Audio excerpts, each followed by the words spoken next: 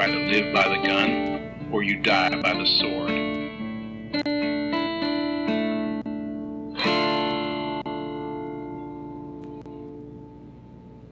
Welcome to the Good, the Bad, and the Weird, fam. The only place where you can have whatever you want to drink, as long as it's a Corona. Bruh. I'm your host, Nicho. And I'm Chris. And today, if you haven't guessed it, we are finally, after more than the 3 years we've been hosting this podcast, getting to the Fast and the Furious. I love this franchise. I know you do, and for the longest time we had talked about how I had not seen it. Yes, it bothered me immensely. And I held it back from you, and I did tell you last month. I was trying to hold it until this month, but I have seen finally the first two. There you go. Because it was a Redeem for Laufenstein's a charity stream, nice. So he hosted the entire series marathon, which I only was able to catch the first two. You caught the best two.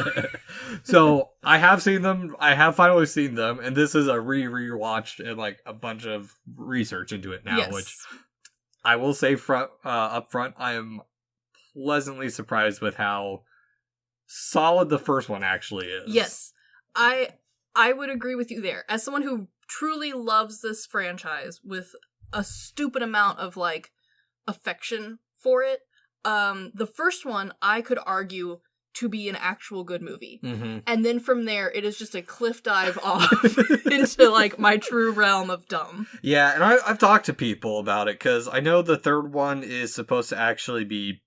It's the third one falls under the third Halloween movie. Yes, it does. Where some people like it because it's not the first two, but then others hate it because it's not the first two. Yeah, and it's also just a different style altogether. Mm-hmm. And then from there, from 4 on, it's just kind of a throw spaghetti at the wall and see if it's done cooking. Yeah, I have seen. I think it was the recent clip from the first one where they just take a car and vine Tarzan swing across a canyon or some shit. Yeah, that's the level of stupidity that we descend into with this franchise. But we're going to focus in on the first. Yes, and for those who aren't familiar, The Fast and the Furious is a 2001 action flick that is about an undercover cop and his infiltration into the street racing world to find who's behind a series of hijackings, basically. Yeah, and I mean, the plot for the first one, while dumb, does make some level of sense. Yeah. It feels kind of like those old gangster movies, but instead of gangsters, we're focusing on illegal street racing. Exactly. And it's very grounded compared to what I know the series goes into. And which is weird, because it's not like Sharknado where it's over the top. It doesn't start off over the top. No. I mean, it is over the top because the idea of this whole thing came about when the director was introduced to the concept of street racing. Not even he's a car fiend and was part of this. No, he just found out that street racing was a thing and was this needs to be a movie. Well, yeah, so a little bit on that. The movie was written by Eric Berquist, Gary Scott Thompson, and David Ayer. But it was inspired by Ken Lee's article, Racer X, which appeared in May 1998's issue of Vibe magazine. Yeah, which maybe not the most grounded of reality for a start for a show, but not the worst. Yeah. I've seen worse. Yeah, well, and I mean, it was I read the article because it was part of the special features on the DVD. Yeah. And it's very much just talking about how this culture exists and how it's starting to grow.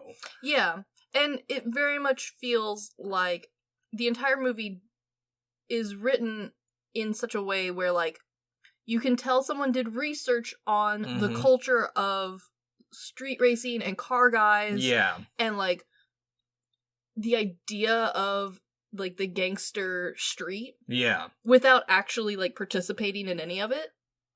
To a point. To a point. So it is directed by Rob Cohen, Yes. of which this is the second movie he's directed that we've reviewed. Yep. Our first one being Triple X, which came right after Yeah, the Fast and the Furious, and you can start to see like the early... you can see them. Yeah. They are siblings. Yeah, and so he actually, as we mentioned, he was inspired by the article Racer X, but he actually he didn't really get into it until he went to one of the shows. Yes.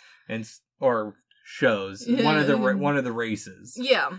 But he did mention that he and the cast went to these races, and oftentimes they had to run from the police. Oh yeah, like they touched their feet into the water, and then they added a bunch of stuff, just like the old Mafia movies. Oh yeah, well yeah, and I agree, because Cohen mentioned that when he was writing it, he didn't feel that just a movie about car racing could carry the almost 2 hour length of the film. Yeah. Which I completely agree.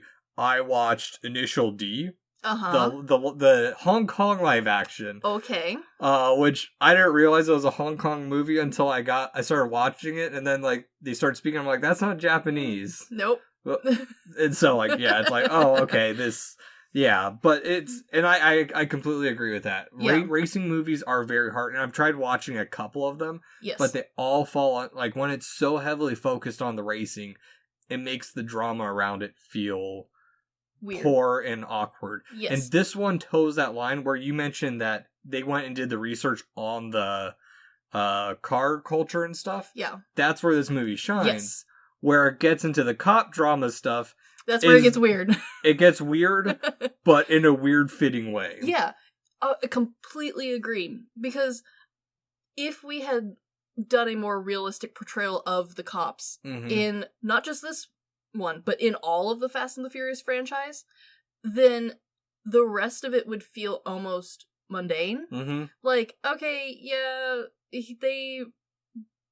we're doing some sketchy shit, we're making some extra money under the table, but oh no, now they're going to court. Like, not as exciting as now we're chasing down the bad guys because we're undercover cops. Yeah, you know?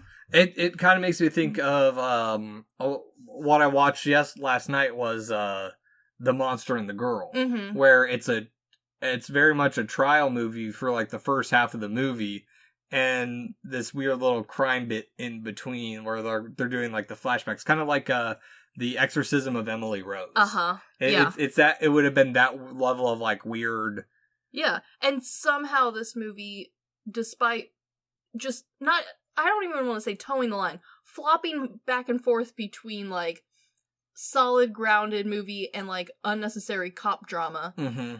Somehow it all ties together and works. Yeah, exactly. And it works for people who aren't even car people. Yes. Yeah, no, exactly. Because I know, weirdly enough, I'm friends with you and a handful of other car people. Yes. And I have zero interest in cars. And I have no interest in new cars. And I still enjoy this franchise. Yeah. No, I mean, it's this weird... And I think it's just how it grew after the fact, which we'll get into a little bit at the end, because there was a bigger explosion than I think some people realized. Yeah. So The Fast and the Furious stars Vin Diesel. Who maybe is part of the reason I originally watched this movie, I think. Yeah, well, so, and I'll get into that a little bit. So, Vin Diesel, Paul Walker, again, Michelle Rodriguez, beautiful, and Jordana Brewster. Oh yes, which Cohen and producer Neil H. Mortz, they specifically chose up and coming actors over stars, so that way the movie wasn't about the stars themselves. Yes, and now going back at this, it's like, look at the baby faces of all of these people that you know. Yeah. And like how far they've come. Oh, yeah. Well, for the most part. Yeah. For the most part. And so here's the weird thing for me. When Paul Walker unfortunately passed away. Yeah. I had only known him from a movie called The Lazarus Project. Yes. That was the only movie I knew him from. Which I think is the literal opposite of everyone else. Exactly. But yeah, I mean, these are all like, Michelle Rodriguez, this was like her second major movie she'd done. And I think almost everyone, Vin Diesel had been in quite a bit at this point, but he was like, this was before Riddick. Yes. He was a name, but he wasn't Vin Diesel yet. Yes, which is also why I think with Riddick blowing up, actually no, Riddick came before this, I think. No, Riddick came after this because that's why he wasn't in the second one. Oh, right, because he was doing the Chronicles of Riddick at that point. Yeah. Yeah, okay. So yeah, I mean, this was, and also to put into perspective, Vin Diesel and Paul Walker were car nerds before this movie. Yeah, and like, Vin Diesel continues to be a car nerd, but not to the level of his character, which is kind of funny because his character, like, he sells it really well in this movie. He, especially since this is one of his earlier ones that most people are familiar with from Vin Diesel, people just assumed that was him introducing it to him. But in reality, like, yeah, he's interested in cars, but he's not the nitrous, like, street racer that, like, his character is.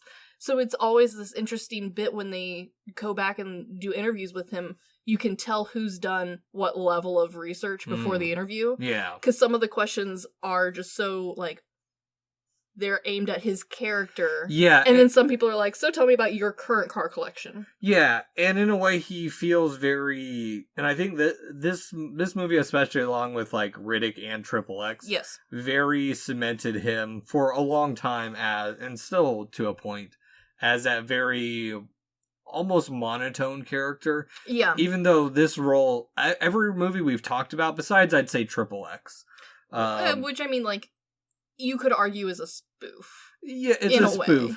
But all his other characters that we've reviewed have more depth than I think people give them credit for. They do, and I think part of the reason why he, like, got put in this box of, like, oh, he's the, like, muscle head in the action films is because to find the, like, character parts of his characters in all of his movies is not the part you remember coming back, like, a couple years later. Because there's so many memorable, like, visuals to his movies that are usually an explosion, a car chase, or, like, a witty one-liner. Or interesting creature vision. Yeah. And so, like, it's really easy to forget about the, like, really, like, minute character development that he does do. Yeah. But it's not as, like, in your face as a lot of other actors. Yeah, and I have to agree with that. So, as we mentioned, Cohen was not really interested in... At first, he wasn't interested in doing this at all because of the article Racer X. He's like, I don't know how we can make that into a movie. But he got hooked on the culture. Yes. And he, as he described it, it's prima, it's precise, it's a world unto itself with rituals, language, rite of passage, heroes, villains, and intense gear-grinding drama. And, like, he's right.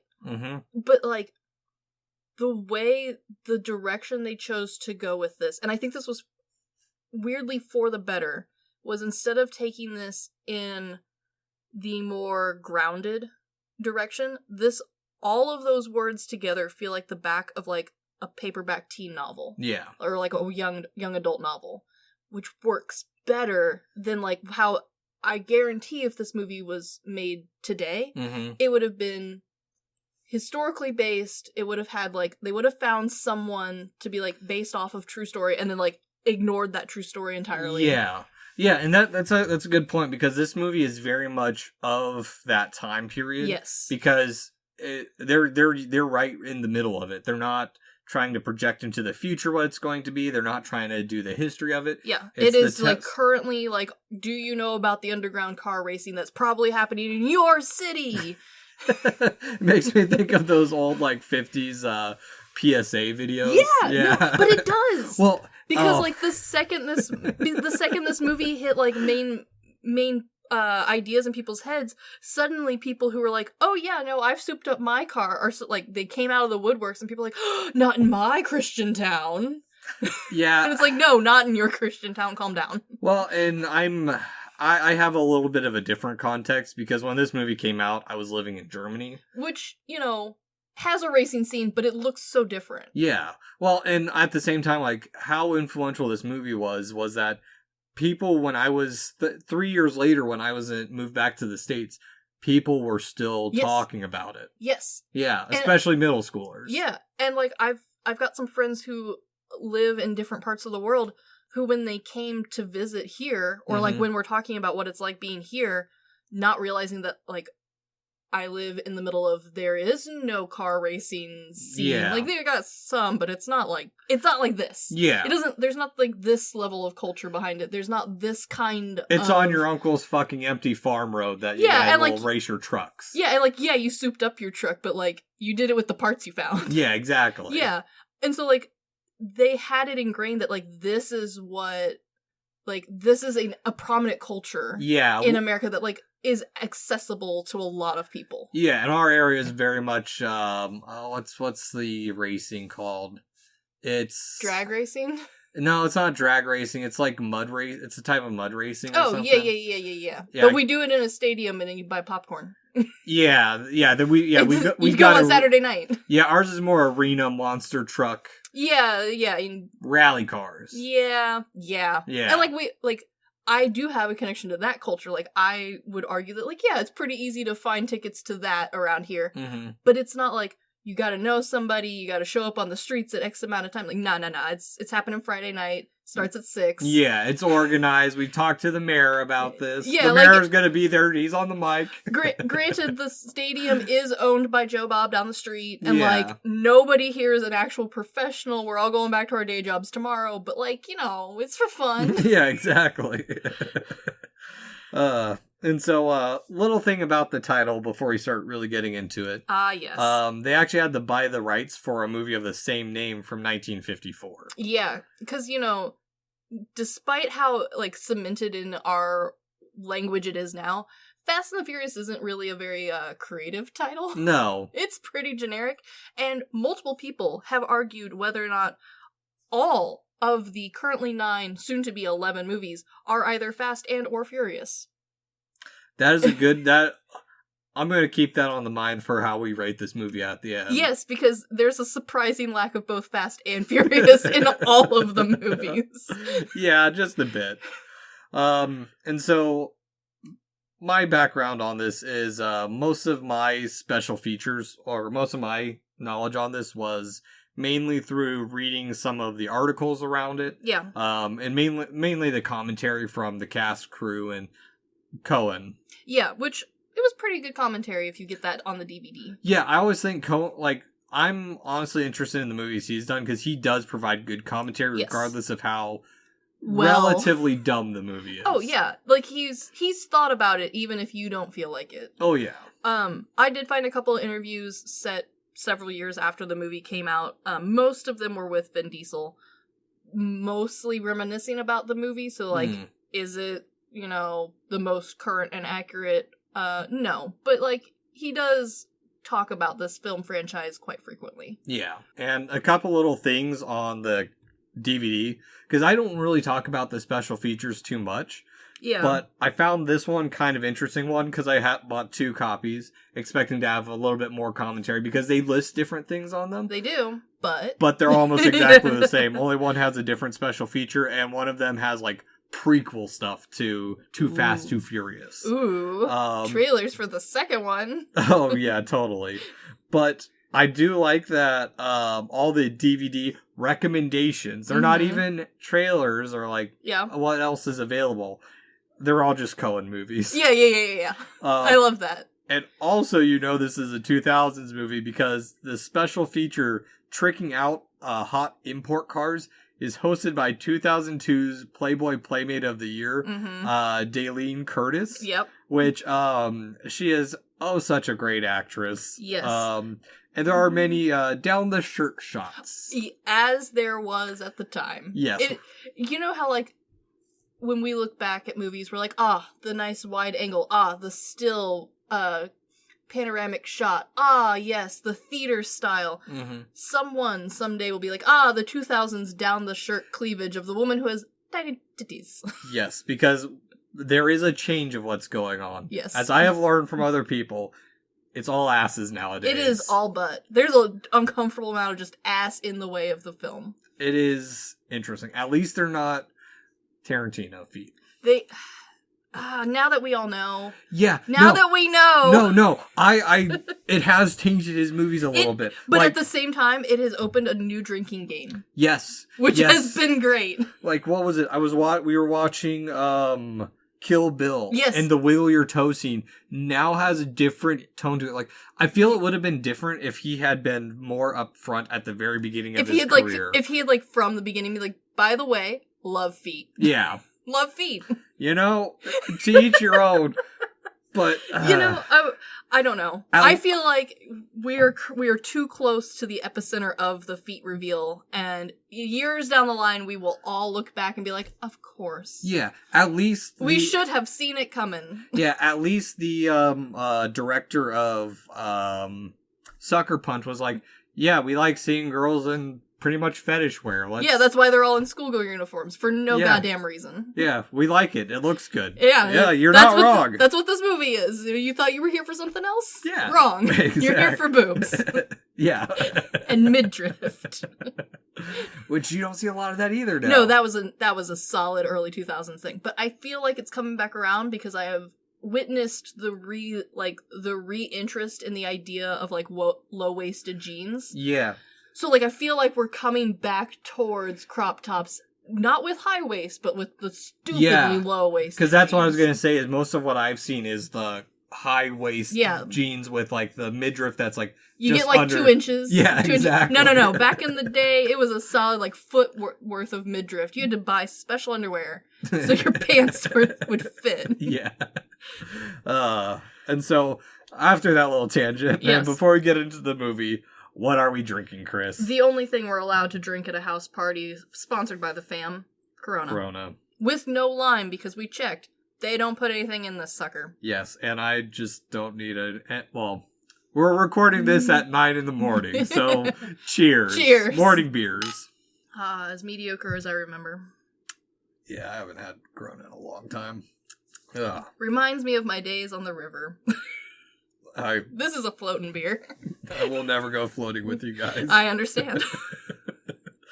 And so, we're going into the DVD version of this because it opens up with a PSA. This is why I like that we brought up the PSA, because this is how the movie starts. Oh, I love it. With a Castrol Syntec warning from Paul Walker saying that, hey, this was all done under controlled conditions, guys. Please don't do this in real life. Which cracks me up because looking back at it now, watching that PSA now is hilarious. But when this movie came out, when the DVD was released, I can understand why they put this on there, because I remember coming out of the theaters watching this and be like, time to drive fast. We gotta go. Yeah. In my Toyota that could barely turn over. No. We weren't going anywhere fast. We were lucky to get going. Yeah, I don't know. It's weird looking back and watching this. Yeah, and I appreciate the acknowledgement of that, hey, we now know, after you've all talked about it so much, that on the DVD, we're gonna go ahead and say, don't forget, don't actually do this, dumbasses. Yeah. Because whether or not you think this movie is dumb or feels grounded in reality, it doesn't really matter. Because no one has, watched this movie. Even my mother, who doesn't like this kind of movies, will come out of this movie with the feeling of Need for Speed. You've gotta go fast. It's an adrenaline junkie movie. And even if you don't like those kind of movies, it does influence you. Yeah, because I know both of my brothers are quite a bit more into cars than I am, and Christian really liked the Forza series games, which was more realistic driving. Yes. But that's all it was. Yeah. And actually, that's a good way to equate it, of the people who just like racing games are gonna like movies that are just about the racing instead of this one where it's more cinematic and about all the drama. Yes, and I will get into that more later, because did our family have all of the video games for this? You bet your ass we did. And so, from this awkward PSA, we get a title card over a crate full of Conex box. Yes. which, by the way, those are those storage shipping containers that you see. They do have a name. They're called Connex boxes. But don't worry, if you call them shipping crate, we will understand what you mean. Yes. Full of Panasonic TV VCR combos as some dude tips off someone that they're going to be shipping on this truck at this time. Which, even for the time that this came out, you knew that that was technology that was going down the drain. Yeah. We knew that that wasn't going to be worth anything in a few years. But it doesn't matter. Yeah, kind of, because to give perspective at this time, like, this is when DVDs were starting to become more affordable. Because this is around the time frame where our VCR broke, and my parents were like, well, there's no point in buying a new one, so we're just going to get DVDs. And we were past the point where you were turning your VHS tapes into DVDs yourself. Mm-hmm. We'd passed that point. Disney had re-released all of their shit on DVD. I don't think they had yet, really. They were doing it in waves, because they would do the vault opening bullshit. And they had done that in the past, but it was always like, the collector's edition VHS tape. They were now re-releasing it, and they were like, now out on the collector's VHS tape and DVD. Yeah. It's also on DVD, and like people 9 times out of 10 were starting to just go ahead and buy the DVD version. Even though, it was more expensive, most of us watched DVDs. Yeah. You still bought VHS tapes. You still got VHS tapes, but like, we knew. Yeah. Like, we could see the end of the VHS tunnel coming. Yeah, this was, and for those who don't realize, especially younger audiences, technology grew so quickly from, because this is only a year after the Y2K scare. Yeah. And I remember a lot of people, besides having like a VHS player or a home video game console, didn't have home computers, like, or you had like the one home computer, and it got turned on like once a day. Yep. It was everyone I knew had that gateway one with the cow box and everything, like, and like, it wasn't your computer. You didn't spend a lot of time on it. It was the family's computer. Yes. And it was in like a living room or the basement. It was inconvenient as all get out to use. Yep. Yeah. 30-day free trial of AOL.com. Yeah, and like, your nerdy friend was the friend who nowadays just texts people back. That was like the pinnacle of like, wow, you're an online kid. Yeah. You use AOL regularly. Yeah. Nerd. Yeah, oh man. Yeah. But like, even in this like weird time warp of an era, we all knew that like the TV plus VHS combo set, this is a weird thing to be smuggling. Yeah. A weird item to be like shipping under the low. But at the same time, like, if you're part of the older generation, you're still seeing DVDs as like this new technology. Oh yeah, no. My parents would have totally bought this as like, alright, cool. Yeah, and it's just weird thinking of like how well this movie actually has held up for where it's set. You know what's really ironic is if this movie was set in present day and they were smuggling TVs with VHS tapes in them and they were all brand new. Yeah. It would be worth so much money. A lot more now. Like, it would have been exponentially more expensive. Yeah. Which, I mean... Huh. Yeah. Like, I know people who pay good money nowadays for used VHS players. Which is why I'm hoarding 3 in my garage.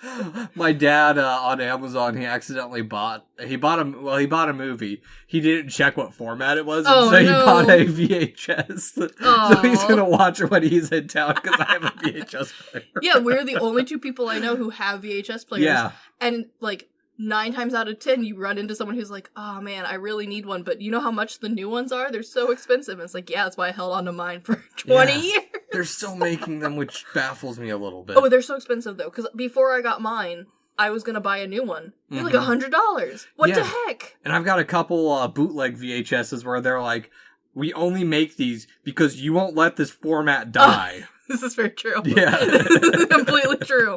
No one cares about cassette tapes. Everyone cares about VHS tapes. Yeah, exactly. And it's the record player of the movie world. Let's be real. That's more CRD, but that's a whole different topic. I only have the original Star Wars on CRD, and I bought that on accident. So. Whoops. And so from this, the truck is hijacked by a set of 3 black cars with underlights. Yeah, I mean, when this came out, these cars were cool. Now they're just kind of cars. Yeah, like Underglow was it wasn't new, but it was like you didn't see it regularly. Yeah. Now, like, everybody's, like, you can get underglow put on your car at, like, the Dollar General. Yeah. But back then, this was cool. These were, super like, fancy. Yeah, like, oh, wow, holy shit. Look at these guys coming in hot. It's this weird little thing, too, because it makes me think of, like, Home Alone with the Soggy Bandits. Yes. It's like, if you guys are trying to be so inconspicuous, like, this is a weird calling card to have. Yeah. So, this is the one part that I will give the writers and the director, like, a solid credit towards. Because there is parts of this where I'm like, wow, nobody's... Like, this is a very strange niche group, most of the time. But the flexing of the cars is, like, that feels pretty accurate for, like, what the genre that they're trying to go for is. Because I agree, if you're going to be doing heists, you need to be driving, like, a beige minivan. Yeah. Like, get a white truck, get a white Nissan truck, no one will be able to find you. Yeah. Put, City Park employee on the side of it, they'll never find you. Yeah. But during the time period, and for the group that's going out, like, everyone I knew who was in this scene, even after this movie came out, was like, yeah, no, like, my normal everyday car is unnecessary. Yeah. And you're like, okay, alright. So, like, because they painted it black, that's sneaky. And they're like, yeah, that's sneaky. Sneaky. Sneaky. They'll never find them. Yeah, it's like Hobbs trying to sneak around even though she's a large orange fluff ball. Orange, black, and white fluff ball. Who was never meant to be this size. No. Bless her. Which, back to the car scene, there's things I like and I think is odd about this movie, too. Mm-hmm. I love how calm the truck drivers are. Yes. Because we never see any of the people in the cars at this point, besides the truck drivers. I get they're stunt drivers and they're focused on their very job. Stunt drivers. And, like, semi-stunt driving is very dangerous. Yes. And they pull a very clean Clark Griswold or Christmas Vacation. Yes, they do. Very well. Which, all of the stunts in this movie feel so clean and, like, you don't really question them as stunts. Yeah. You just accept them as, like, risque driving. And then you go back and watch it and you're, like, with the mindset of, like, okay, everyone behind the wheel in this whole movie is a stunt driver. And we wrecked a lot of fucking cars for this movie. A lot of cars. Yeah. Well, and so with this too, I think it's best to really get in the mindset of what Cohen was going for too.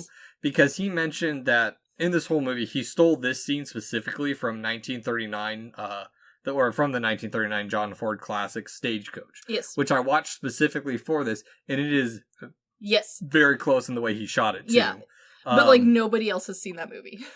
Well, like, okay, the overlapping groups who have seen Stagecoach and who have seen Fast and the Furious and will put those two together, very small minimal. And I think this is why I find Cohen interesting, is because he does take all these classic references. Because we mentioned in Triple X, he pulled some shit from Kurosawa. Yes. And I feel very strongly that, like, if someone, like, gave him more speaking platform before his movies came out, I do think that critics would take him more seriously. Yeah, just a bit. And honestly, it really makes me want to go, because I didn't realize, like, he had directed the third Mummy movie. Yes. Until now.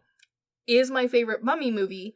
It is garbage. Yeah. But if you watch it with a lens of his appreciation and this random assortment of pre-movie knowledge, gold. Yeah. It's great. I've been trying to make everyone in our friend group watch it for years now, and no one will watch it with me. I'll rewatch it with you. I haven't watched it since it came out in theaters. That's fair. Yeah. That's very fair. I own it on DVD. Jesus. But Cohen also stated that what we're doing with the Fast and the Furious is taking the Western and recreating it in a contemporary urban milieu. Yes, which is why it feels fake. Yeah. Even if you're in the car scene, even if you know people who are in the car scene, you're like, the humans in this are so, like, soap opera drama. But I like it.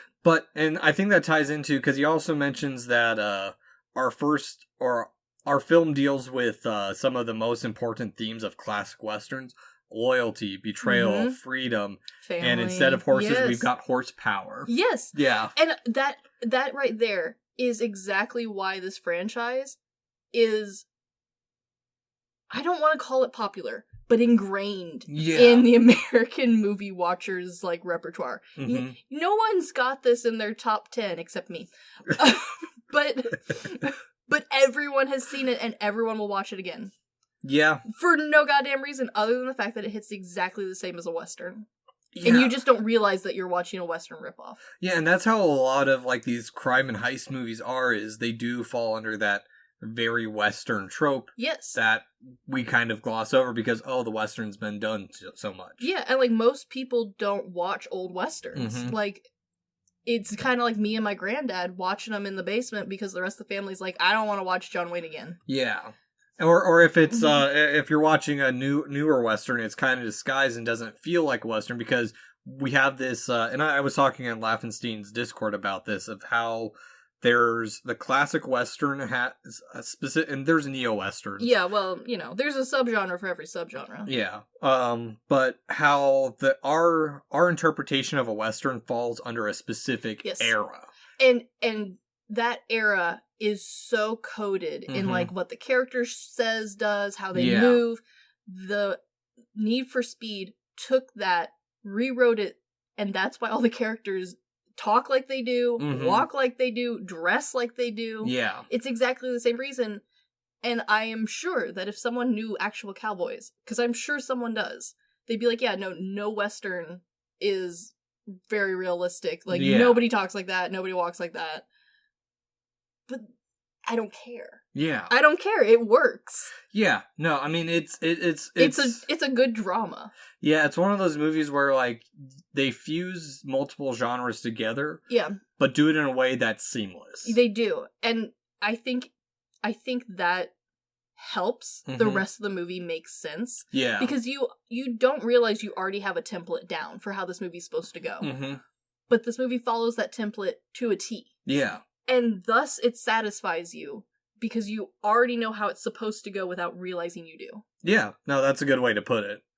And from this and our rant on Westerns, we transition to the daytime where some dude is testing a car on a track but can't control it. I mean, story of the rest of the film. Yeah, which weirdly enough, we've chosen a movie that has interesting wipes and fades Yes, it because does. and I think it's just so weird of, like, It feels playful. it does, but in a different way, because Cohen tried to make it more operatic, and Okay. the transitions are more continuous and free-flowing to keep the momentum of the movie. Which he does successfully. He does very well, but I think it's interesting, like, how, weirdly enough, we pick these movies that we don't think have any ties to each other at Yes. all. And then in reality, Yeah, once you start digging into it, it's like, oh, there's a reason these movies still hold up and, Yes. like, are weirdly connected. the reason you still remember this stupid movie. Yes, because right after Paul Walker's character gets pissy, we transition to the car looking over the city as he arrives in a completely different car Mm-hmm. to Toretto's Market and Cafe, where a lovely lady mans the counter, and there's some bald dude in the back cracking a beer. Yep. And we will all observe Toretto's Market. We will understand that Toretto's Market is owned. We will now never speak of Toretto's Market again for the rest of this goddamn movie. Except for this part, really. Yeah, this is it. This is the one time we talk about his legitimate business and how Yeah. it is making him money. Yeah, well, because Cohen also mentioned that in this, and the reason we don't get, like, really traditional downtown LA, very much in the way we, with Breakfast at Tiffany's, he wanted to show a different side of LA and the hills and not just our standard Hollywood LA. Yes. He also had to play around a very odd, like, unusual limiting Mm-hmm. factor for this movie because there's so much scenes that they only could do on, like, that he wanted to do on the actual streets. Mhm. There's so much racing and dangerous car stunts that they had to close a lot of stuff. Yeah. Which meant that, like, whether or not you want it, you're going to end up with this weird empty western town style Yeah. LA. Wait- There's no people walking around, there's hardly anyone driving. Yeah, which is interesting too, because on top of that, he chose for the backgrounds and everything, he chose a very subdued color palette. Yes, he did. And he actually paid people to paint their houses different colors. Yeah. So that way he could shoot and make it feel very much like our ideal of like an adobe house or a Western. Because most of this is shot blocks from the airport. Yeah. Blocks from the airport. And, like, if you've been there, you know that, like, the closer to the airport you get, the busier it is, the more, like, outlandish stuff starts getting. It's expensive. Yeah. But he managed to convince you that this is the weird suburbs that you don't know about in LA. Mm-hmm. Yeah, and he did a really good job with it, too. And part of the reason he did the color palette, the intentional color palette, is so that way the cars stood out. And they do. Very much so. And, like, in, like, an almost, like, you could be convinced these are good-looking cars sort of way. And then, like, you get pictures of them, and you're like, oh, this is Chad's car. Yeah. This is a bra car. A bra car. Yeah, that's right. I forget. This movie spends a lot of time saying the words fam and bra. Bruh. Which eventually I think my brothers and I parodied and started calling each other breh. What's up, breh? Yeah. This is that. Yeah. Yeah. It was that weird era of like. It was almost surfer culture, but like, no, it's not surfer culture. This would actually be a really good one to tie or do a comparison to with Point Break. Yeah. Yeah. Yeah, this is... I don't know. It was a weird point in history where, like, bro was just in your vocabulary, and some of us cannot escape its grasp. No. I mean, I call my brothers my brotatoes. Yes. Somehow bro is still deeply ingrained in some of us 90 children's vocabulary. Yeah. I'm going to say that comparison for Mr. Stuart Noggin. There you go. And so, while our main character is waiting, well, there's a little banter between him and the woman. I mean, this movie has Vin Diesel starring in it. It is in early 2000s. All of the ladies are here to be girlfriends to somebody. Yeah. That is their purpose in this movie. They have a little bit more to them. They do, which is good. But do keep in mind that, like, we are here for eye candy, muscles, and cars. Yeah. And they're also not the main characters, so no. their development's not we don't care. best. But while he's waiting for his tuna with no crust, some fancy cars pull up with a hot babe and some hunky boys. Besides one. One of them's not very hunky. Yeah, one of them's not very hunky. Of note, Michelle Rodriguez's character, which very nice intro to her. Yes. She is rocking it. Yes. I mean, she's exactly what you assume this movie would have. Small white shirts, puka shell necklaces. Yeah. Yeah. Long flowing... Midriff. Long flowing wavy hair that almost looks crusty. But like in that sea surfer sort of way. Yeah, not in a bad way. Not in a bad way, but in that too much hairspray crunch. Yeah. Her character, Letty, was originally not planned, and they had to move some things around to fit her in because Cohen liked her style because she appeared in like one movie before this. Yes. And they're like, we want her.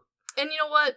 I don't blame them. Yeah, and honestly, like, if she hadn't been in it, she in a way balances Vin Diesel's character. Yes, because he is a lot. Mm-hmm. Like, he is the most bro-y bro in this movie without being Chad.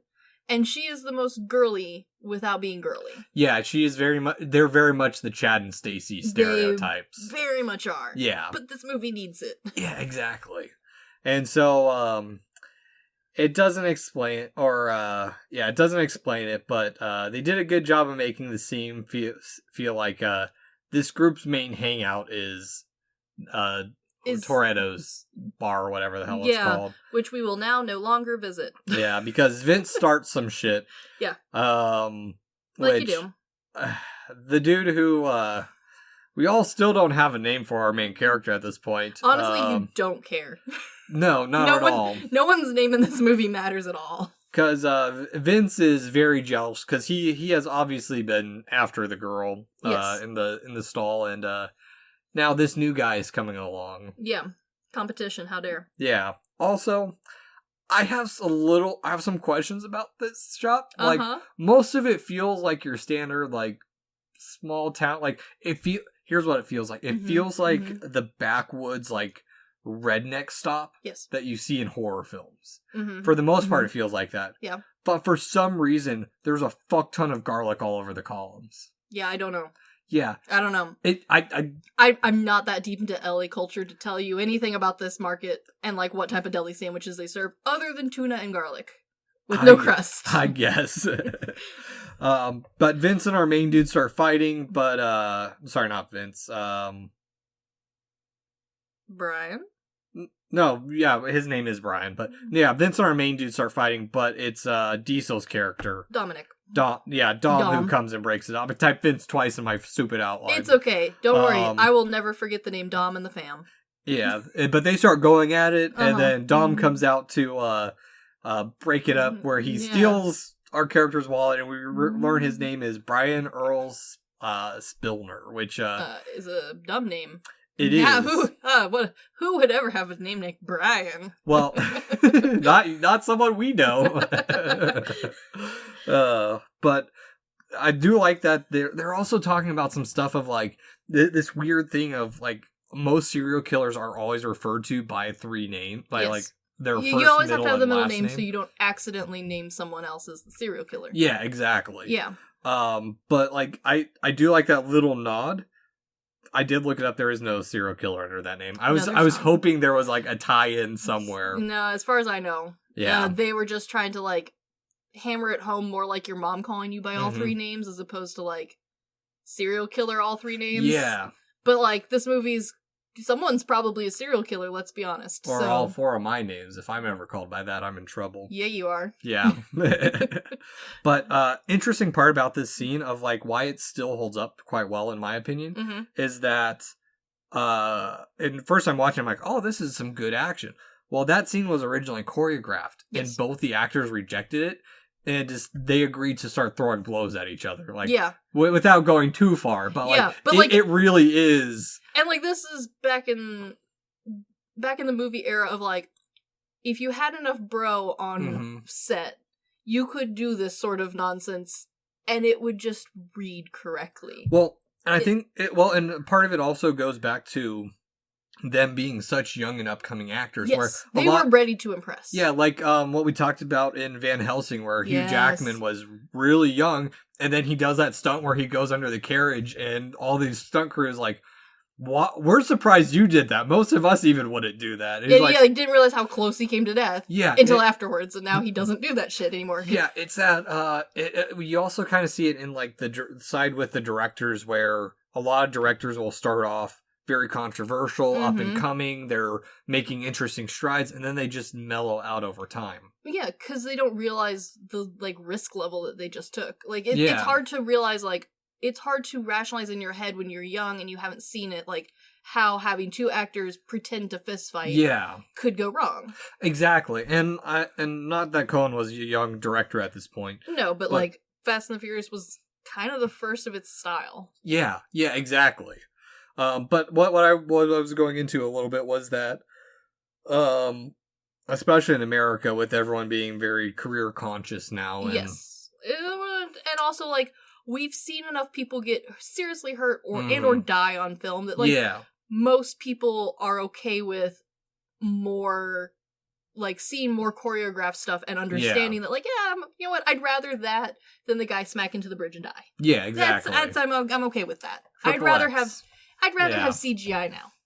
Yeah, to a point. Yeah, but like at the same time, if the director came out and was like, hey, we were gonna jump the helicopter over the barn, and then we decided that it would be really dangerous, so we've done a different like set with CGI and like some camera shots, I would have been like, yeah, okay, alright. Because like, we've all seen enough actors go down in horrible ways. Yeah. And we've seen enough stuntmen just kind of disappear. Yeah, no. because it would be cool. Mm-hmm. But I don't need it. Yeah. I want it, but I don't need it. Yeah, no, I agree. This movie is of its time in a good way. Yes, and we got lucky. Oh yeah, very lucky. And so from this, Brian returns to work and gets his ass chewed out by his boss because the boss is actually tied to Dom. Dom gives him a lot of business. Yeah. Dom. This town is all connected. Yeah. And in the way you bring up crime bosses, Don feels like that very classic mafia guy where he's like, yes. Do you know who I am? You bring me here on the day of my daughter's wedding? Yeah, he is the Dom. He is the godfather of this family. Yes, he is. Yeah, that is a weird tie because, and it's not even, and this is a weird tie too because it's not like our traditional Western. It's No. very much, it ties in the crime, it ties in mafia movies, and it ties in westerns. Yes. Yeah. Yeah. We've combined them all, and what did we get? Bra culture. Bruh. But Brian's all like, well, we need NOS by tonight. I need NOS in our car by tonight. Ah, yes. NOS, back in the day. Yeah, which, a fun fact I learned, Mhm. the energy drink of the same name Yes. used to sell bottles that look like nitrous oxide system tanks. Mhm. And are actually, were licensed, and the name itself is licensed by Holly Performance, who owns the trademark logo that we see in the shop. Yes. Things I did not know at all, other than And this- the energy drink's not very good. Yes, fact. All facts. But also, like, this movie, for most people, solidified the idea of NOS in general. Mhm. Like, most people, wouldn't have called it that. We would call it nitrous.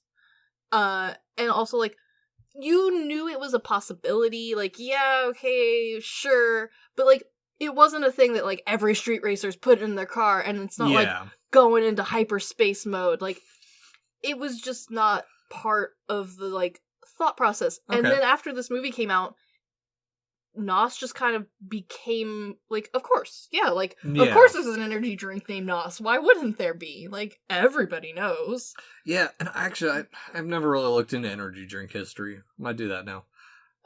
Good luck. It's sorry, weird side thoughts for me. You But let me know when you get to Roman Coliseum energy drinks. I'm sure I've stumbled upon a couple of It's a lot of those. sweat. Just scraped right off the backs of gladiators. Ugh. Well, I mean, these are people who used to brush their mouth with piss, so They were onto something with that one, though. That one is actually good for your teeth. Just disgusting.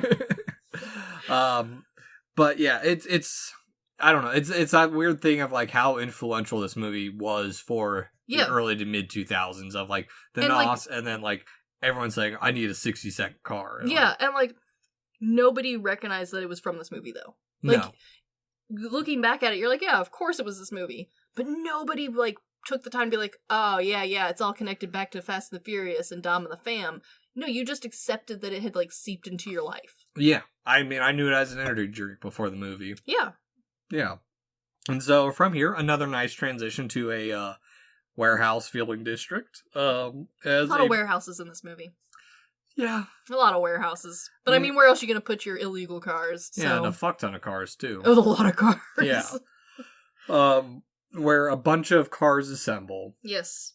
Honestly, though, mm-hmm. the soundtrack that's paired with this movie is it's good. Pretty solid, because right now we have the Rollin' by Limp Bizkit. Uh-huh. Yeah, that pulls up, and while playing in the background, this whole soundtrack is of its time, but it's fitting. Yeah, like it works, and like you'd listen to it outside. Not a lot, but every once in a while you'd be like, man, this is good. I low-key stopped writing my intro for this to listen to Crystal Lake's cover of the song, because it is much heavier, and I like Crystal Lake's vocals better, so there's that. Yep. But here we learn that there's the Nira circuit as everyone is sizing each other up, and Brian, who is obviously a newbie and out of his elements, is trying to jump the system. Which, like, you know, is proving that, like, yeah, he's a young go-getter, but also he's a bit of a dick. Yeah. Because he's jumping the line. He's breaking protocol. Well, and I've got something on that. So, first off, of note, they brought the head of the Nira, Craig Lieberman, who was in that special features with the Playmate, and racer DJ or RJ De Vera as consultants to actually say, hey, this is accurate, you need to change this, X, Y, and Z. Yeah, because I mean, like, you know, how else are you supposed to know what a giant race looks like? Yeah, exactly. Or just a meetup like that too, like getting all that coordinated and stuff too. Because I mean, this is a lot of cars. Yeah, and there's a lot of coordination to it. Yeah.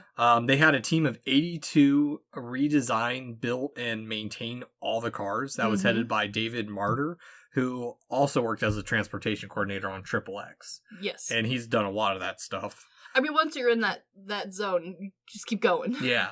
But the tension in this part made me think of, weirdly enough, a video I'd watched around the same time from JJ McCullough in his YouTube channel, where he was talking about YouTubers who tried to make it into politics. Yes, I remember this era. And it's very much in the same lot where they're trying to jump. Brian's trying to jump the system, but they haven't built that reputation. They're wanting the instant success. And we actually see it quite a bit in a lot of YouTube podcasting. Mm-hmm. Everyone's trying to jump on it and make it big right away instead of slowly building. Yeah, and it's very much like it worked for the one guy, I'm gonna do it too. Yeah, and a lot of that is flukes and just happy accidents. Yeah. But yeah, it's very much in that young gonna go get it sort of. Yeah. Yeah, the gung-ho attitude that makes me think of like Wolf, where works in Wolf of Wall Street.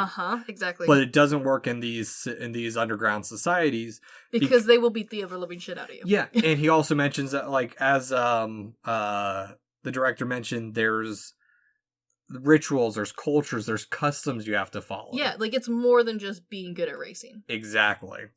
And now Toretto shows up. It is clearly shown that he is the king of this society. Yes. Pay respects, damn it. Yeah. He is big dick on campus. Yeah.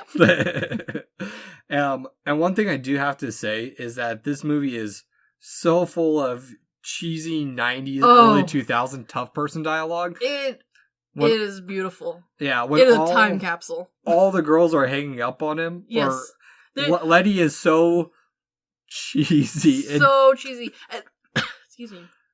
This is also the time period of movies where, if one of those girls had been the actual driver, this whole movie would have been about her. Yeah. So all of these girls are portrayed as, there to wipe cars with a sham towel, have what in the 90s was considered good tits. They're all very small, petite ladies. I'm not complaining. No, I mean, they are all very beautiful, but they are not today's idea of, big booty bitches. Yeah, there are no big booty bitches in this entire place. There's no sass. There's no attitude. No, it's all that edgy. It's very much edgelord dialogue. Yes. Yeah. Yes. And for no goddamn reason, I don't hate it in this movie. No. I love it. In fact, it feels correct. Yeah. If they had talked like normal people or even less edgelord-esque, you would have been like, posers. Yeah. All of them. Exactly. And it's that it's very much under that thing that Marcus Park says of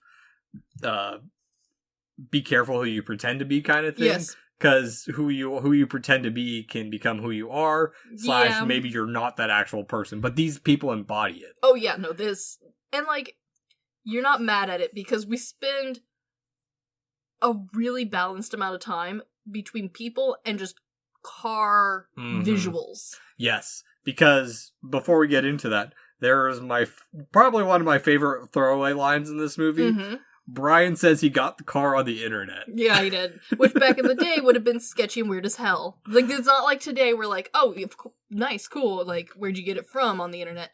No, the internet was a weird, mysterious place.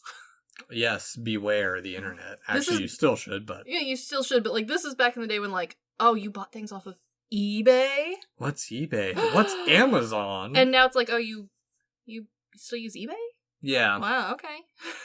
Yeah, my brothers have gotten 3DSs off of them. I mean, you can still find stuff off of them, but they're not the top site. No, they're down there. No, they've definitely fallen. We're down to number 5. Yeah, but enough of them squaring up, puffing their chests out. Look at my car! Look how shiny my car is! Oh, right, because Brian says he wants to race Dawn. He wants to get right. That's why he's jumping the ladder. He's wanting to get to the top.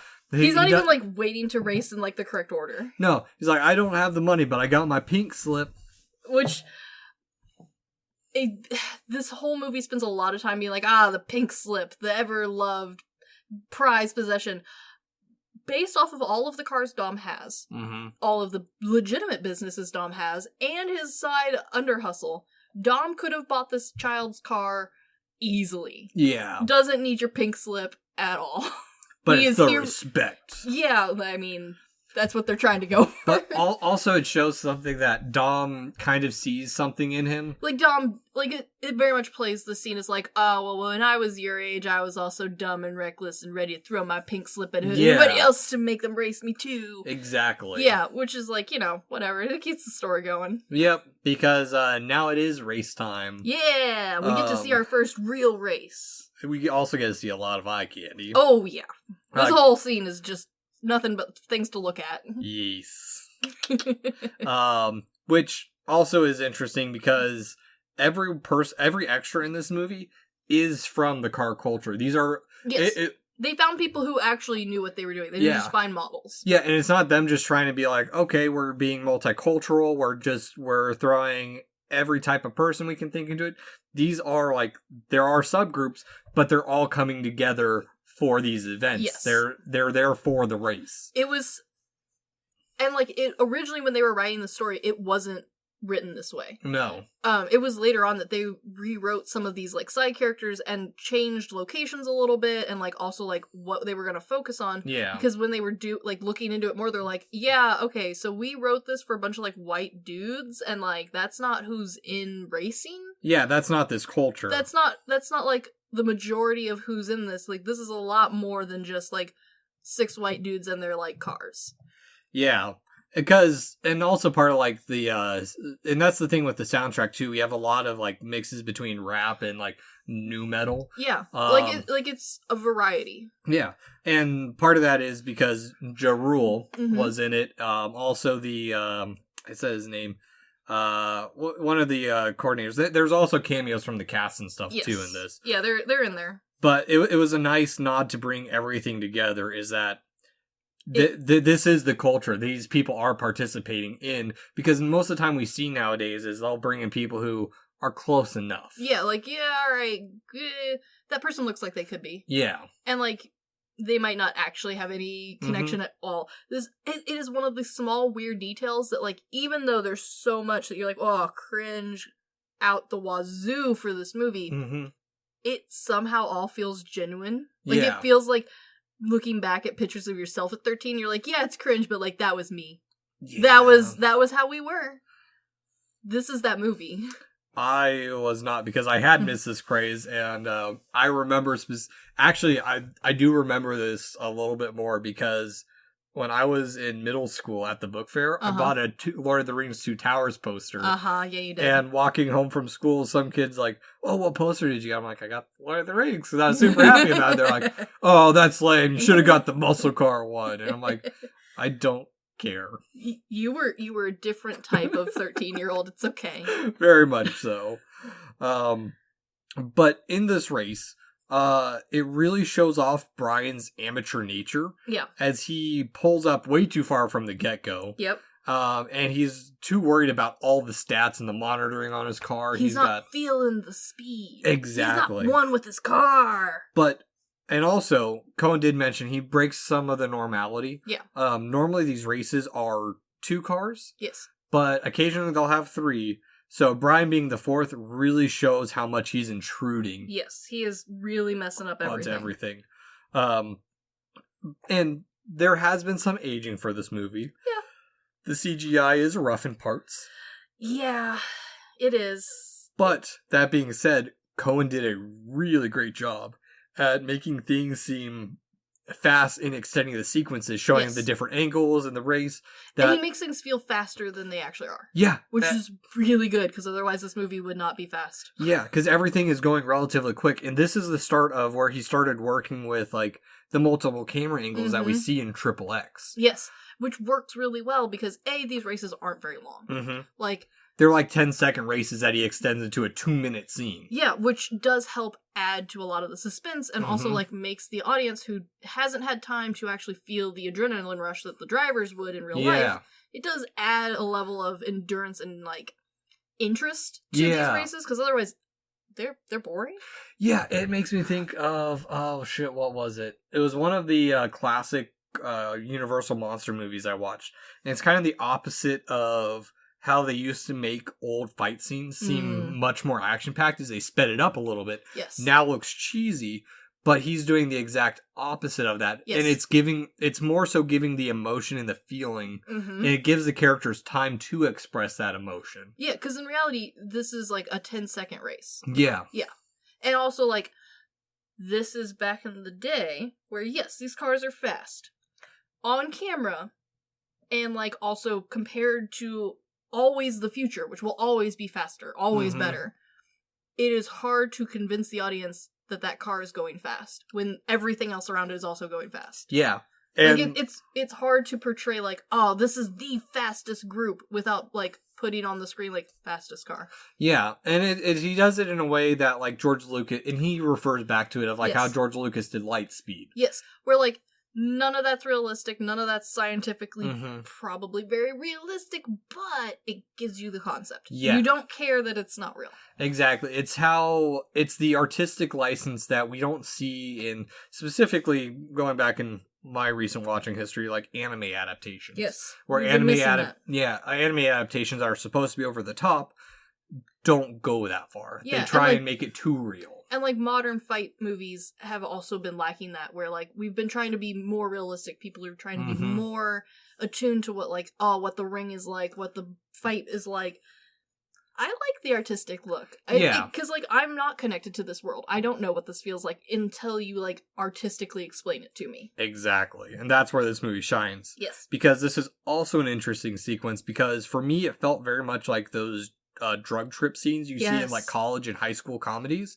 But in a way, it works as well because it's Brian's, like, first taste of real racing. Because and he realizes how badly he's embarrassing himself. And as far as we know, well, not even that. He hasn't gotten to the embarrassing part. That's true. As far as we know, he's only tested on tracks. Yes, not on street. Not against another person. Because, no shocker, Toretto wins, and Brian starts to get shit because Brian's acting all confident. He's like, I almost had you, man. And he's like, you weren't even fucking close, man. Yeah, like he's still trying to be big. Yeah, exactly. It's like, you have no concept. Because we get a super cheesy smack talk that, like, it is very much a foreign language to me, and it put me in perspective of, like, sometimes when I go into, like, my rants on movies and weird topics is, like, no one knows what the hell I'm talking about. This is, unfortunately, because I watched so many of these goddamn movies as a kid, this is the only second language I can speak, other than maybe redneck. Yeah, I have no clue. And yes, I have heard you talk redneck. Yes, well, I apologize. No, it was funny because I forget you're from that area of Missouri where you guys actually have an accent. Yeah, this and I had different words. And I had known you at like 3 years at that point, and we just got back from feeding our friends' cats. Like, yeah, Brian and I went out, and we came back, and you're talking, and like, I've never heard this. Yeah, on the phone with my family. Yeah, so Brian and I are just sitting there. Our real life Brian. This is the most time you'll hear Brian in any episode for a while, at least. Mostly because, don't get me wrong, Brian, completely normal name. Not the sport name that I think this movie normally goes for. Because, like, Dominic, Dom, that feels powerful. That feels in tide with, like, the idea of, like, mafia bosses. Yeah. Powerful leader. All of the girls have, like, cute, smart names. Mia. Yeah, and everyone else is like Johnny. And then there's Brian. Yeah, well, there's Jesse, there's Vince. But like Jesse, Vince, those like feel like street names. Like those feel like quick names. They feel like good sidekick names. Chad even feels like a good sidekick name. But then there's Brian. Yeah, just Brian. Then there's Brian. Hi, Brian. And before shit can get real, they all have to bounce because the cops are on their way. The cops! Yeah, and as I mentioned, Cohen did brought up that in researching, they had to run from the cops a few times. Yes. And, like, this is also where I think picking LA was, like, one of the smartest moves they did. Because even if you're very mildly into cars, like I'm into older cars. Yeah. If I'm going to go find a car, I'm going to LA. Okay. Cars last longer there. Like, there's such a car culture. Even just driving down the street. Because I've been to, like, a handful of times. Not a lot. Enough, mostly for work. But even driving from one piece of my work to, like, the airport, you're going to see more cars that you didn't even recognize than anywhere else because it's just part of the city. Yeah, and I understand that. I experienced that a little bit in Miami. Yeah. But on this part, Toretto is almost caught by the cops, which good hiding spot, but you cannot hide that beacon that is your dome. No, it's so shiny. Because they're like immediately like one of the a cop drives by and then another comes back around. What are you doing out here, Dom? Like they know who he is. Like he's been caught before, and like my favorite part of this whole movie is like there are so many plot holes in this movie, but you don't care most of the time. This is the only one that like for me, I'm over here like, okay, the cops are like, I wish they would have thrown in a little bit of how like there's some dirty cops on the force. Yeah, because they know this man. They know that they have multiple cops witness him driving at a race that he's not supposed to be doing, and no one comes to his house later. They know where he lives. It's not a secret. He's not like living in a secret base or anything. He lives in a normal ass house that the cops definitely know where he lives because like at one point doesn't they talk about like house arrest and stuff too? Yeah, something about like the cops are coming to his house and stuff. Yeah, like they know where this man lives and like none of the cops really care. Yeah. No one's trying that hard. Yeah, I think they're just giving him shit, basically, is what it is. They really are. They're like, you got close this time. Yeah. I almost got you. Gotcha. But before he is actually caught, Brian is there to the rescue. And this scene also shows their differences. Yes. Because Brian's skills he is a talented driver, just not at street racing. He's heist driver. And also, as Cullen mentioned, Dom is looking very out of place. He's very nervous because he's used to driving in that straight line. Yes. His races are quick. He's not swerving in and out of crap. No, he's not having to think 4 steps ahead. It's like NASCAR versus F1 racing. Yes. Which I'm interested in F1 just because I spent a little time around it. Yes. But yeah, it's like F1 versus NASCAR. Yeah. The two differences. Same rate, still racing.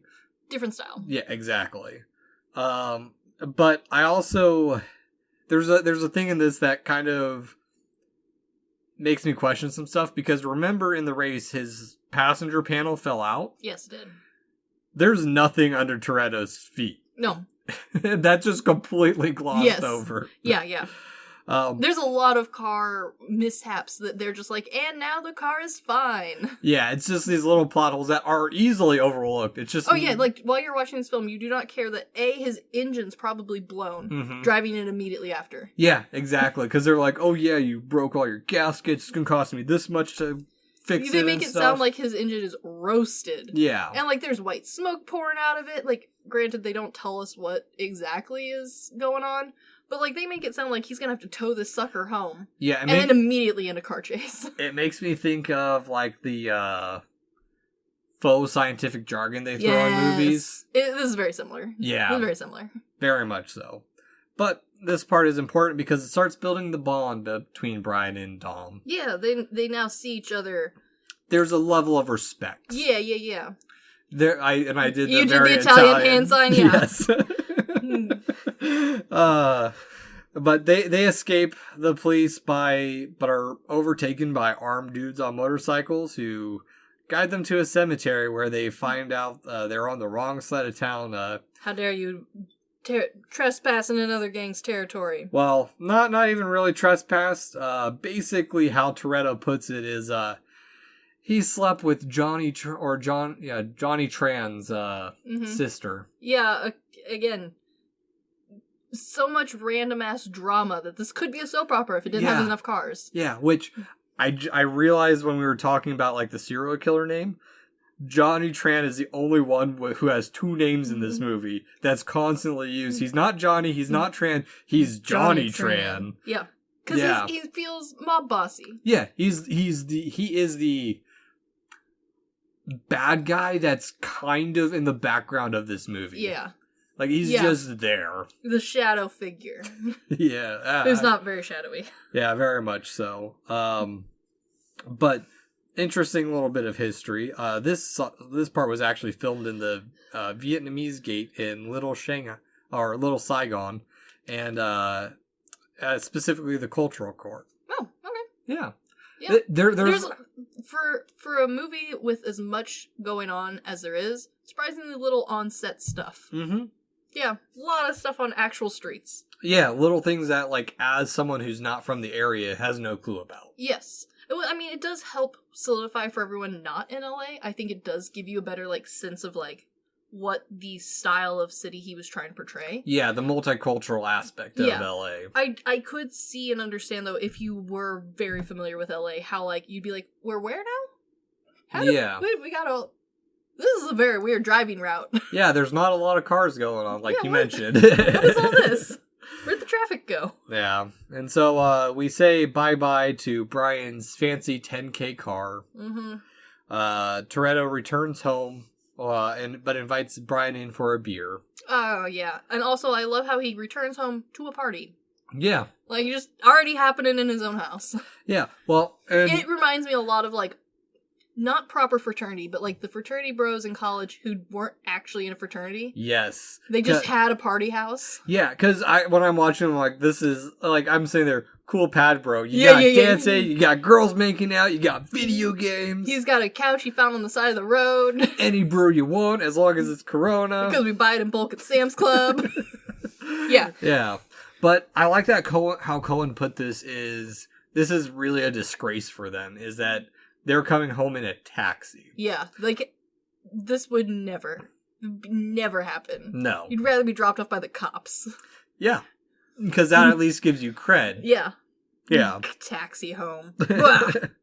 But I do like this part because it also shows, it gives a little bit more depth to Mia, yes. Dom's sis, where she's not more than just a pretty face. Yeah, she's not just the eye candy that Brian's not really even after to begin with. No, he's just trying to, like, get under people's skin. Yeah, but she's she's studying for something. She's doing more with her life. Yeah, like, if this movie wanted to, she could have been a lot more. Mm-hmm. But at the same time, like, yes, she is a lot more. But in the context of this movie, she is eye candy. Yeah, because right after, even though she's got books and she's got to study... She's got a test. She sees Brian and she's like, oh shit, I gotta pull up my hair. Yeah, I gotta look all pretty fine. I gotta do stuff. Look all pretty for my man. Who's not her man at all. In fact, she spends a lot of time telling him how stupid he is. Yeah. Yeah. Oh, yeah. Because, well, in the way she's teasing. It's like a weird, aggressive flirt, I guess. Because in a weird way, if we're tying this to other movies, she kind of weirdly falls under that old guide, like the spirit guide. Where she's, like, leading the young whippersnapper into the proper path. Yeah, but, like, with tits. I mean, I'm not complaining. No one's complaining. We're either here for her tits or for cars. Let's be real here. Yeah, or Rodriguez. Sometimes. Yeah, she's more of the eye candy than Mia's character is. Yeah. Yeah. But we realize that Brian's in their good graces because he owes Dom a 10-second car, which... I mean, it's all... like, I'll take you under my wing if you kind of help out. Like, it... Yeah. Again, we're leaning back in towards the Mafia family vibes, but in a bro setting. Very much so, because Toretto is pushed into bed because he's getting pissy at everyone. He's like, he was the only one here who got me when the cops came. Yeah. It's like, how the hell are they supposed to know the cops are coming for you? Like, again, we're back in that weird Mafia vibe. Yeah. But with Corona. Yeah. But Vince and Brian are still at it, but Mia is there. She's kind of cooling things down. She's participating. Yeah. Because in the morning, Brian is pulled over in his regular-ass work truck. Yep. As he's taken to a secret cop base. Secret cops. And what they say is the house that Eddie Fisher built for Elizabeth Taylor in the 50s. Sure. I'm going into a little bit of a rant here. Okay. A little digging of this shows that this is not true. That's what I thought. It is a house that was designed by architect David L. Fowler, uh-huh. and it was made for his mother in 1963, and is called the Davis House. Which is also cool, but not as cool. Yeah, it was, not as badass. No. House designed for your mama. Like, that's not street. No, not at all. But it was also, unfortunately, torn down for a mansion for Anthony Pritzker. Oh. Well, that's disappointing. Yeah. Also, shout out to the website I am not a stalker.com for this information. I appreciate this website. I do too. They do a bunch of like LA houses and stuff. Yeah. Just like, hey, you saw this in this movie. Which, I mean, like, very useful because there's a lot in that city if you are into houses and architecture. Oh yeah. And then they get bulldozed over almost immediately. Yeah. Yeah, I think outside of Los Angeles I don't think it's there anymore. They built the Hollywood socialites. Some built a house for Hitler where they thought he was gonna take over America. And I would probably assume that is not there anymore. I think it did get bulldozed down. I think it probably did too. Yeah. That would be the correct response. Yeah, exactly. Just a weird little bit of that era of...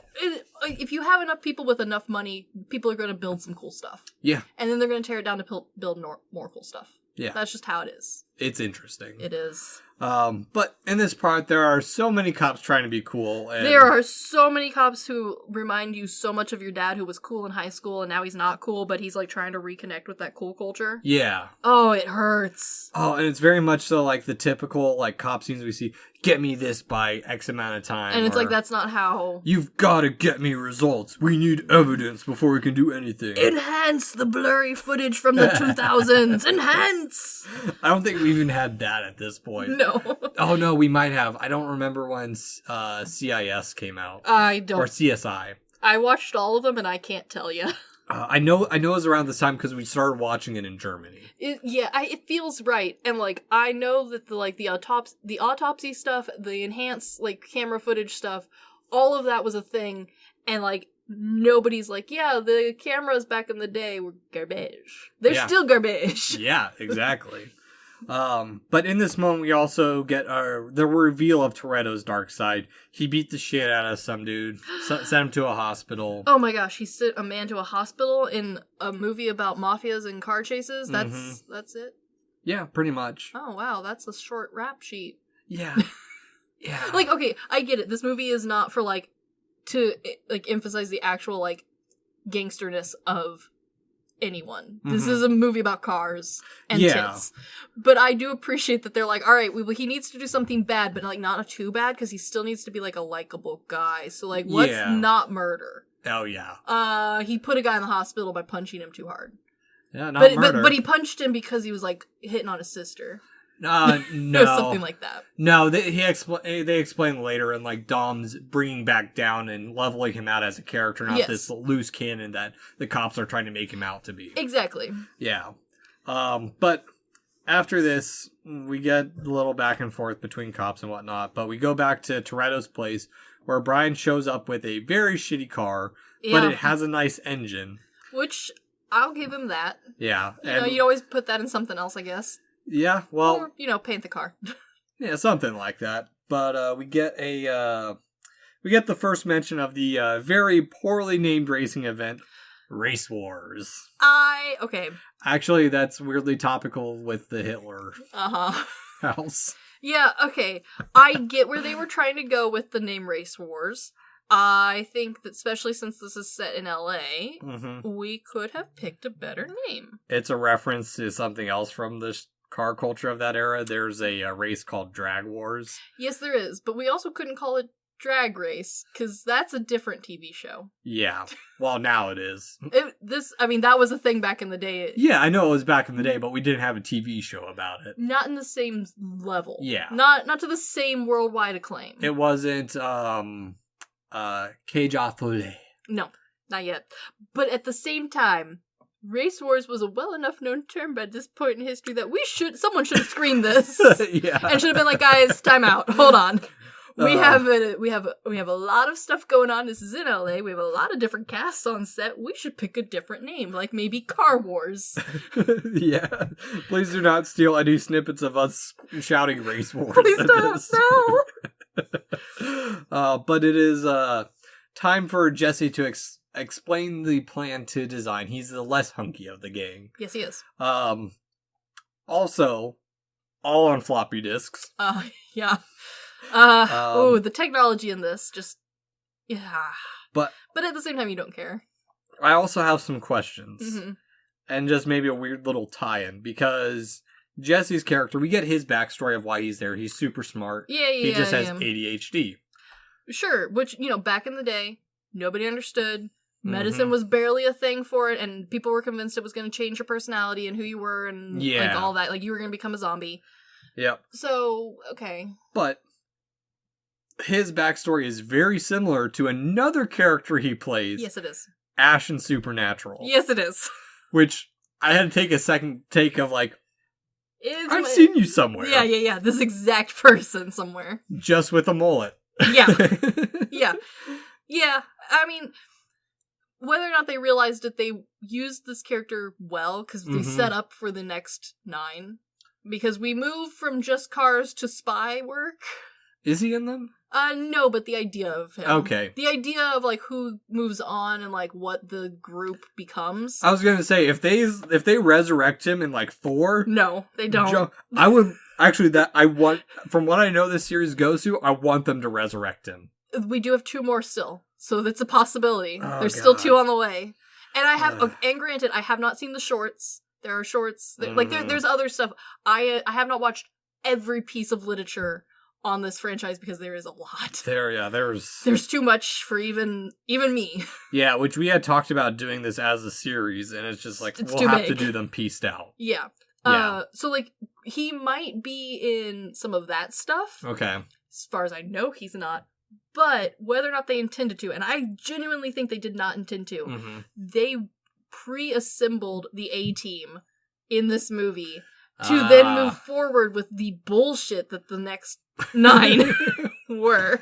Unintentionally. No, completely unintentionally, but because they accidentally pre-assembled the team, 3, 4, and 5, even though they're bad, even though they make no sense, they still feel like Fast and the Furious movies. Because they've got the core band. They do, without becoming the movie The A-Team. Yeah. And so, from this, fancy cars pull up for dinner.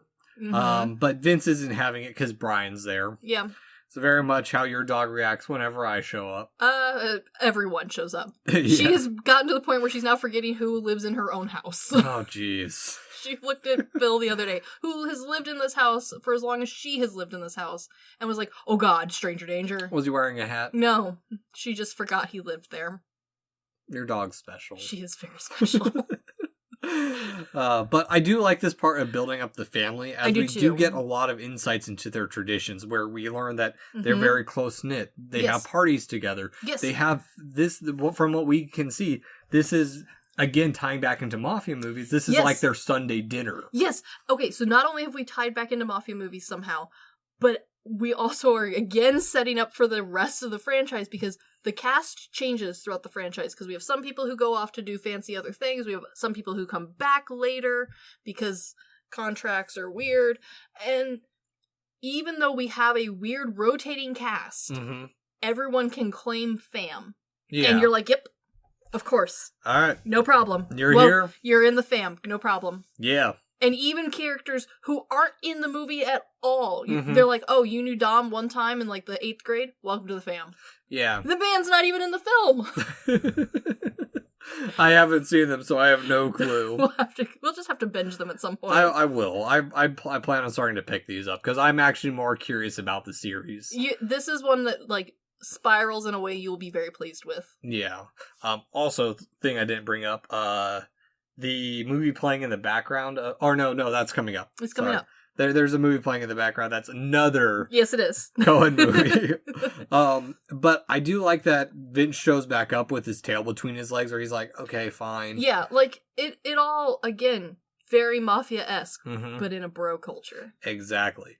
But I also think this part, especially after what we've gone through of, like, the whole little cop bit of, like, oh shit, he really is a cop. It's a good use of Hitchcock's bomb theory. Yes. Letting us know Brian's secret, that we know Vince should be suspicious, but he's not really suspicious for the right reasons at this point. He's more so, this guy's sniffing after Mia. Yes. / I want Mia. Yes. And, like, it also adds a nice level of drama and tension that if we weren't privy to this info, we wouldn't have. Yep. And also, the entire fam, like, barbecue get-together would not feel as important as it does when there is present danger there. Yep. Like, this all now solidifies the importance of them, even though, in reality, no one is in any danger of being arrested right now. Yeah. They're just having a barbecue. Calm down. In the terms of the mafia, they got a rat amongst them. They do! They do! This is a mafia film! I can't do a mafia accent. It's okay, don't try. But yeah, I mean, and on top of that, like, there's inner conflict going on that's starting to build up between Vince and Dom. Yeah. And but they're still tight knit. And I do like the little bits of, like, Jesse grabbing the chicken first, and he's like, you grab first. You've got to say grace. Yes. Like it all feels, despite how dumb and corny this whole movie is, like, and how bro this entire gathering is, it still feels like a proper, like, real connection between people. Like, this doesn't feel overly scripted. Oh, yeah, which exactly. Is crazy, the amount of times people say bro, and, like, the amount of, like, dumb barbecue things coming into this place. It somehow still doesn't feel overly fake. It still feels real enough. It makes me wonder if that was actually scripted or not. Because I do wonder if the bro was just kind of added in. Yeah, it just kind of happened. Because, again, like, during the time period, like, everyone, even kids' TV shows, bro was just in the vocab. Yeah. It's a weird time. It was a weird time. Yeah. And so, the next day, Hector... Well, scratch that. Is this the part where they had the... Yeah, this is the part where afterwards they're having the dinner and there's... No, that's later on, I think. This is the barbecue scene with the chicken. Yeah. The dishes happen afterwards, right? I think so. Well, there's a scene where they have dishes and there's beef between Vince and Brian again. And honestly, it's just solidifying it all back down. Yeah, and there's an action movie going on in the background. That is another Coen movie, Dragon, the Bruce Lee story. Yes, which, I mean, let's be real. If you're going to be a director, you might as well put your own shit in your own movies. Free advertising. I mean, why not? You put it on the DVDs too, so. But the next day, Hector from the meetup shows up to Brian's workplace and asks for some parts for a Honda Civic, the car that's actually in question. Yes. And this is the type of car that has been involved in the heist. And it's important to note that all the cars at this point are foreign cars. That was the big thing of the time, was buying a stock car and then modding it.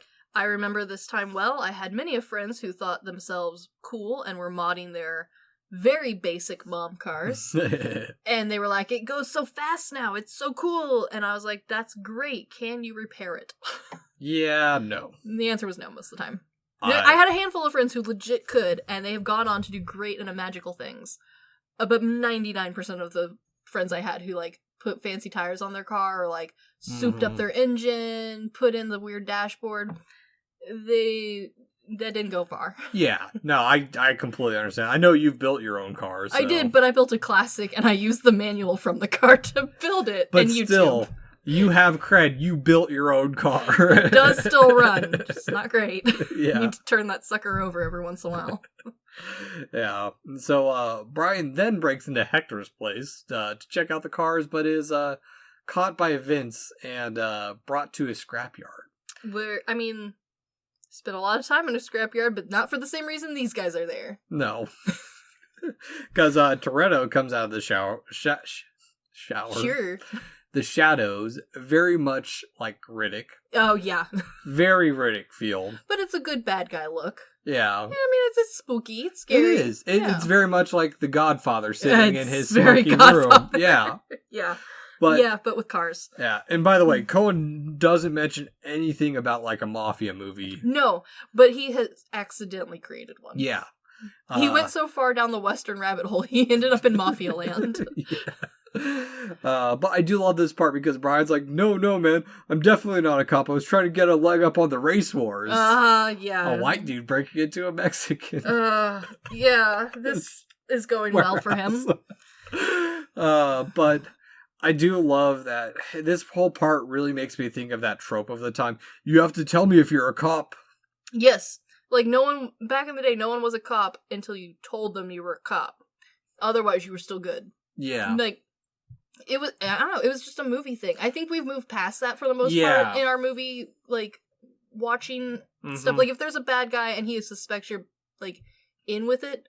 9 times out of 10, I feel like the more modern movies are like, all right, I'm either shooting you, you're shooting your friend, or I'm kicking everybody out because I have suspicions. Yeah. Suspicions weren't a thing in the early 2000s. You could be suspicious, but, you know, the code.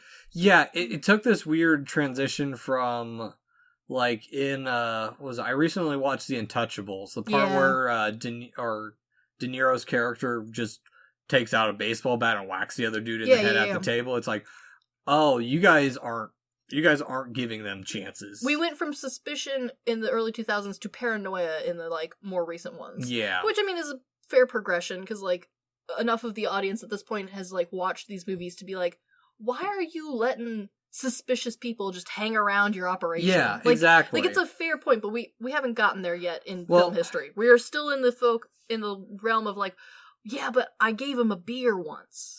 Yeah, and he saved me from the cops. Yeah, like, so he can't be that bad. But to be fair, in the context of this, yeah, the way Vince is portrayed, his suspicion is very much centered around Mia. He is very single-focused, which I will give the writers prompt, because I don't think it was super intentional, because again, this is, like, everyone wrote this way back then.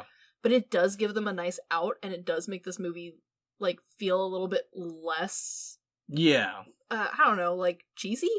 Exactly. I mean, don't get me wrong, this movie's cheesy as Gouda, but, like, it's seasoned Gouda. Yeah, exactly. It's one of those movies where you can watch it for face value or do the digging like we do. Exactly. Yeah.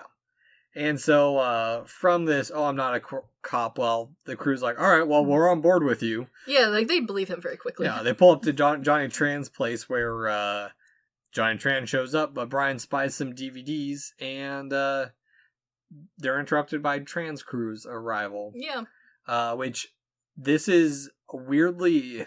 They had to tone down the scene a bit. Yes. Because there is an interesting torture scene, in my opinion, that really solidifies Tran as a piece of shit. And I can understand the scene. I really can.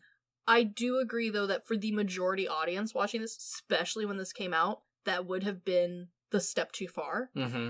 I think nowadays... It's too late. Yes. Yeah. Which is an interesting contrast, because I do remember when this came out, several mothers were not thrilled with the idea of us watching this. Oh, yeah, my mom, in the second lapse in parenting, this era, this is about the same time I watched Alien. Whoops. I don't think I watched Fast and the Furious. My mom rented it because my brother had a sleepover with one of his friends. And the cover looks promising. She thought it was a car racing movie. And then she played it. Yeah. And then she fell asleep. And everyone... I'm sensing a theme here, Mother. She did her best. I know. But it was kind of funny because the other mom found out about it. She's like, do you know what's in that movie? There's violence, there's sex, and it's like... There's some bad words. Yeah. They say heck a lot. It's very... Honestly, it's minimal. It is. Nowadays. Yeah. I do remember, though, when this came out, like, if this torture scene had been in there back then, I don't think as many people would have watched this. Yeah. Solely off of the, like, oh, I heard there's a full-on torture scene. Yeah. But now, I really do think that, like, having it as, like, a special feature on the DVD, or, like, just, honestly, on the replays, having that version available... Probably more people would rewatch the first one. Because, like, people have their favorite Fast and the Furious. And it's rarely the first one. Okay. Like, which is weird, because arguably, from a film standpoint, the Fast and the Furious, the first one, by far the best written, best directed, best acting. However, no one's in the Fast and the franchise set for the best. You're there for whichever one you like the character best, the setting the best, whichever car you think is coolest. Hot chick. Yeah, whichever hot chick has the best boobs to you. And so, like, people have their favorite, minus Tokyo Drift, only because they go in circles.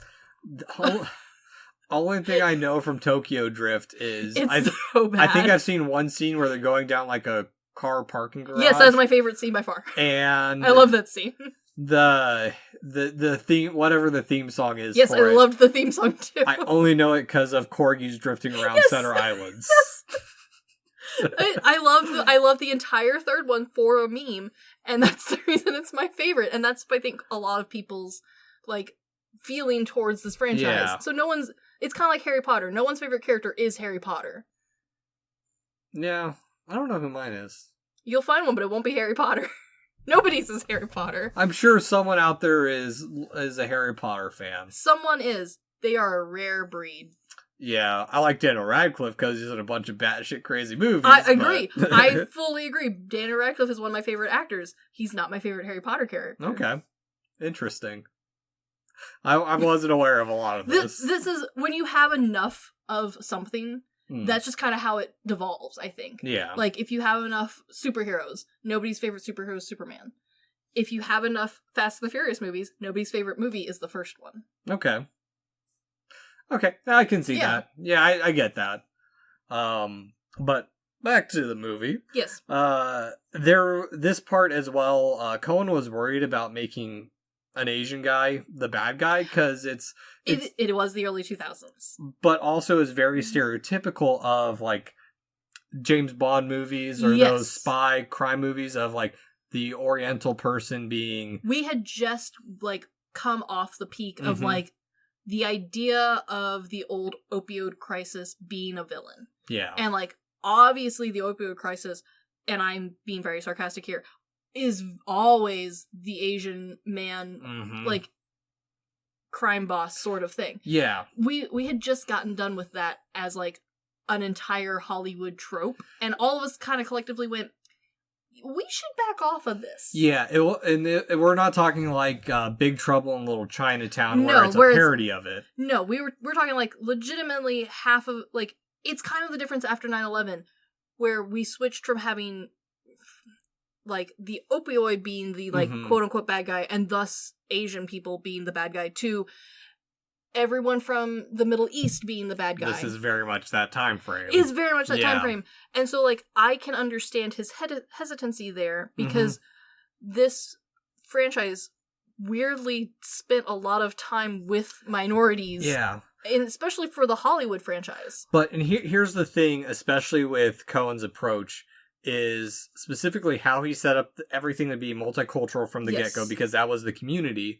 But he also made Tran just another shitty person. Yes. And he wasn't, like, it wasn't his culture, it was just him as a person. Yeah, and specifically, it's not like the old movies where they exoticize and mythicize people of different cultures. He was just a bike racer. Yeah, he was just an asshole. He was an asshole. Yeah. And, like, I think they really did a nice job of towing the line with this one. There are a couple of spots where we get a little close. Yeah, a little bit cliche with the African-American characters and the Hispanic characters. Yeah, and some of that could just be, like, trying to set this in LA and not reading across the board to people who aren't from LA. Like, yeah, and mimic the culture that's there. So. Exactly, which is hard to do, especially with empty streets and empty shops. And if you're not from those cultures as well. Exactly. So, like, for the most part, I think this movie was pretty damn successful. Especially for being a car racing bro flick. Yeah. Yeah, because, I mean, from this, Brian's got his lead, but at HQ, he's losing it again. Yeah. Because as, basically the cops tell him he's booty blind by Mia. Which is fair. Yeah. I would argue they're correct. Yeah. I mean, it's a nice booty. It's flat, but it's nice. I mean, they mentioned that, they put her in those booty shorts from the early 2000s, so... Well, it's also mentioned that a couple of the dudes nonchalantly have mentioned that they have, jerked it to her from the security footage. I will say, for a 2000s film, which was pre, FBI/cops pigs, like, genre. Like, we were still pretty hard in the, like, no, the cops are good guys, like, they're just misunderstood sort of realm. That's kind of where Hollywood sat, for the most part. This film really does portray this group of cops as the dumb scumbags. Yeah, except for Brian. Except for Brian, who's not even really a cop. Well, no, he's a terrible cop. Yeah, no, exactly. He is. He's booty blind. He is booty blind, and also just, like, at any moment, like, you get the sense that at any moment, he's looking for an excuse to retire, damn it. I just thought of something really stupid. You know, in the new Pokemon Arceus, the snow goggles? Yes, I do. Those booties. Booty blind. You're not wrong. But Brian, after getting pulled back, he's like, I only need a few more days. Yeah, sure you do, man. Yeah, because now we cut from right here to Toretto now revealing his very fancy car to Brian. Ooh, so fancy. It's his father's 9-second car. Wow. But what I love about this scene. So, first off, it reveals Toretto. He's not that bad of a guy. No, I mean, there's a good side to him. He beat that guy because he was in a hard time. It was a guy poking fun at his dad or some shit. Yeah, like, they try real hard to portray it as, like, he's not that bad of a guy. Yeah. He was justified, but, like, he still should have held back. It wasn't fault, but, like, you feel bad for him. Yeah, he can become violent if provoked. It's also a very Silence of the Lambs moment because it's like, I saw my father burn alive and I heard him screaming. Oh, yeah. But when I was pulled away, they said it was me screaming. Yeah, no, it's very tragic backstory. Yeah. Nonsense. Like, don't get me wrong, like, he needs a tragic backstory. Mm-hmm. I don't know if the single incident of his father burning to death in the same way that he is now passionate about is, like, the backstory moment. And why he's never driven that car. Yeah, like, it's all so cliche, but fine. It is that Western trope of having that stallion that no one can tame. It killed my father. Yes. Okay, we've moved back from Mafia and we're back into cowboy territory. Yeah, it's Dom Toretto. I'm Dom Toretto and you killed my father. Prepare to die. Yeah, that kind of thing. We've moved back into that style of movie now. Yeah. We're back in Hollywood's beautiful westerns. The young whippersnappers finally being handed down the reins. But I do like this, and I will not be surprised if the later movies dive into it. Mm-hmm. It sounds like a realistic heist plan. Yes, it does. There is no ductwork crawling. No, gotta shut off the lasers. This is okay, and speaking from someone who's watched them all, I would argue this is the most realistic heist out of all of them. Yeah. It just gets dumber from here.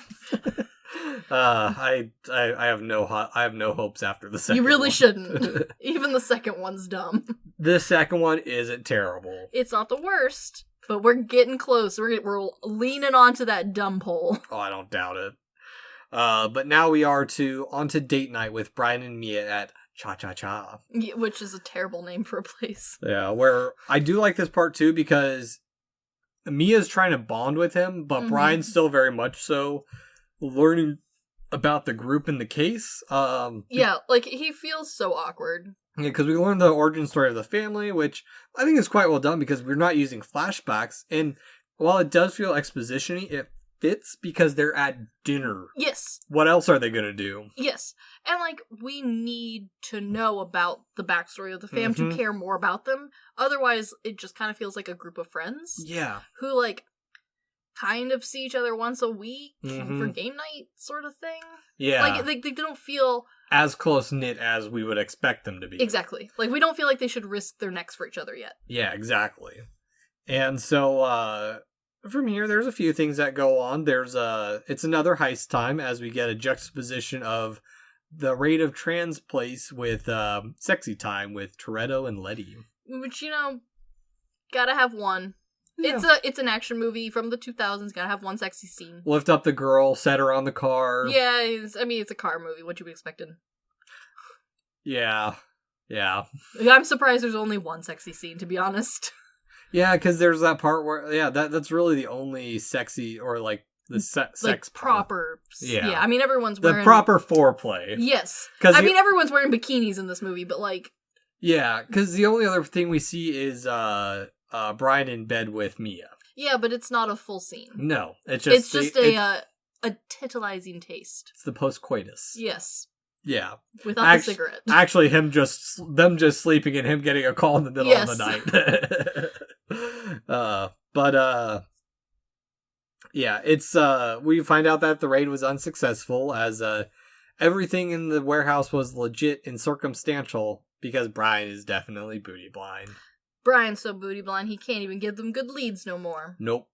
But also, Cohen mentioned that part of this was to show that, again, going back to the racial connotations of casting an Asian villain, is that he wanted anyone to play a role that they were interested in, but also setting them apart because they're the new rich money. Yes. They're the new wealthy of America. Yes, they're not old mafia. Yeah, exactly. Yeah. Which that's actually an interesting juxtaposition because Dom's family feels very much like the traditional. They feel like the old world. Yeah, and this one feels like a bored rich kid testing his toes in criminality. Exactly. Yeah. But now it is time to test drive Brian's car as he gets a little bit pushy and getting into what Toretto is doing. He's like, I know what you're doing on the side. You can't pay for everything else you do with just running that little shack that we haven't talked about ever. Yeah, you remember? You remember how he owns businesses? That's all back. Yep, but Toretto says he'll let him in if he proves himself at Race Wars. Or some stupid shit like that. Yeah, I mean, it's a car movie. What you gonna do? Yeah, which, I mean, it's a plot point that honestly goes nowhere because now it is time for Race Wars. It's here! This was shot at the San Bernardino Airport, and it was attended by over 1,500 import car owners and enthusiasts. Yes. Which this is the part where they're showing that Letty also has skills. She's not just a pretty face. Yeah, she's not not a pretty face because the guy's like sexually harassing her. He's like, hey, why don't you come over here and yeah, like very, very aggressively. Yeah, bro. So cringe. So thirsty. So thirsty. But it also shows that not only is she there to wrangle up Toretto, but she's also a skilled driver, which I feel would be something important for Toretto building this empire and this family of like, he has to have a strong woman by his side who can hold her own. And also like leading into the idea of like, their family is based on more than just like who can get me what. Like they spend so much time trying to be like, yeah, more than just our differences bring us together. Like we all are interested in the cars and like we would do anything for each other. It makes me think of a little bit of that era if it was Mad Max. I live, breathe, nitrous. Yeah. Witness me, Dom. Yeah, no, Mad Max definitely has some vibes. Yeah. But we also get a little bit of plot building as Jesse is now overconfident, probably from Brian being the new guy and being like, hey, I can do my own car stuff. This new guy can do it. I can do it too. Yeah. Where he's testing his dad's, or he's going up against, he's kind of taunted and challenged by Tran for his pink slip. Which, again, we spend a lot of time focused on, like, that is the prize. Yep. Just accept it. Yeah, exactly. But it's also very much mimicking Brian's upcoming. Yes. Like, he's like, oh, this guy did this. I can do it too. I've been here long enough. Yeah. I put in the time. Exactly. That he has not put in. But he also can't because he loses and he flees. Tran in his anger, we realize that Tran's anger isn't about the car. No. It's more so an excuse to get pissy at Toretto, and he picked on the weakest member that he could. Yeah, I mean, it's a smart play. Yeah, exactly. Which Toretto then beats the shit out of him. Yes. Unhinged. And from this, we cut to post-race wars.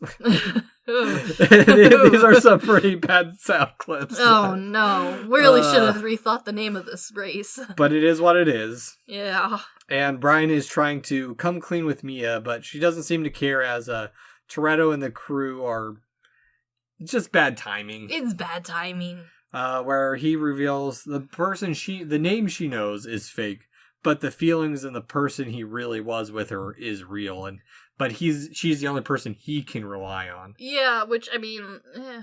I mean, we're wrapping up the drama of the movie. It's whatever. Yeah, because now it's heist time. Yes. We honestly get a pretty action-solid sequence here. The very iconic reach, which I've seen paired with a bunch of other meme stuff, which is solid gold. So good. A bunch of shit happens. Vince is injured as the trucker shoots them. And that's the thing. Brian's been warning everyone about this. Like, hey, the truckers aren't going to stand by. They're going to take it into their own hands. But he's been telling that to the cops. Yes. Not Dom's group. Yeah, whoops. Which really shows his loyalty of, like, he's not spilling all the beans to Dom's group. He might be booty blind and he likes this crew. But he is still working for the cops. Yeah, exactly. But in this moment with Vince dying, he'll die in 10 minutes if we don't get someone here fast enough. Oh my god, how do they know that? Exactly. But he reveals that he is a cop to Toretto. But this is the moment where I think there is standout acting from Vin Diesel. Yes. Because I agree. Up until now, he has been either calm or angry. Yes. But he does such a good job of holding back because as far as we know, every person he's beat the shit out of is not part of the family. Yep. It's someone who's angered him from outside, but he has this urge to beat the ever-loving shit out of Brian, but he also knows that Vince will die if he doesn't. Yeah. And he's putting the family first. Yeah. It's very nicely done. It is, and just there is that level of like that really shows Diesel's depth to his acting when he needs to put it there. Yes. Because to be honest, he does have a lot of flat acting, especially for this era, yeah. but fittingly flat acting. I would say the characters are pretty flat. Exactly. Yeah. And from this, everyone gets out. Vince is carried off, and we head back to Toretto's pad, where Toretto is what it seems is trying to make a break for it, but he's not doing it for himself. He's going to find Jesse because Jesse is a dead man walking, and if he doesn't show up before Tran, Jesse's dead. Yeah. Again. Yeah.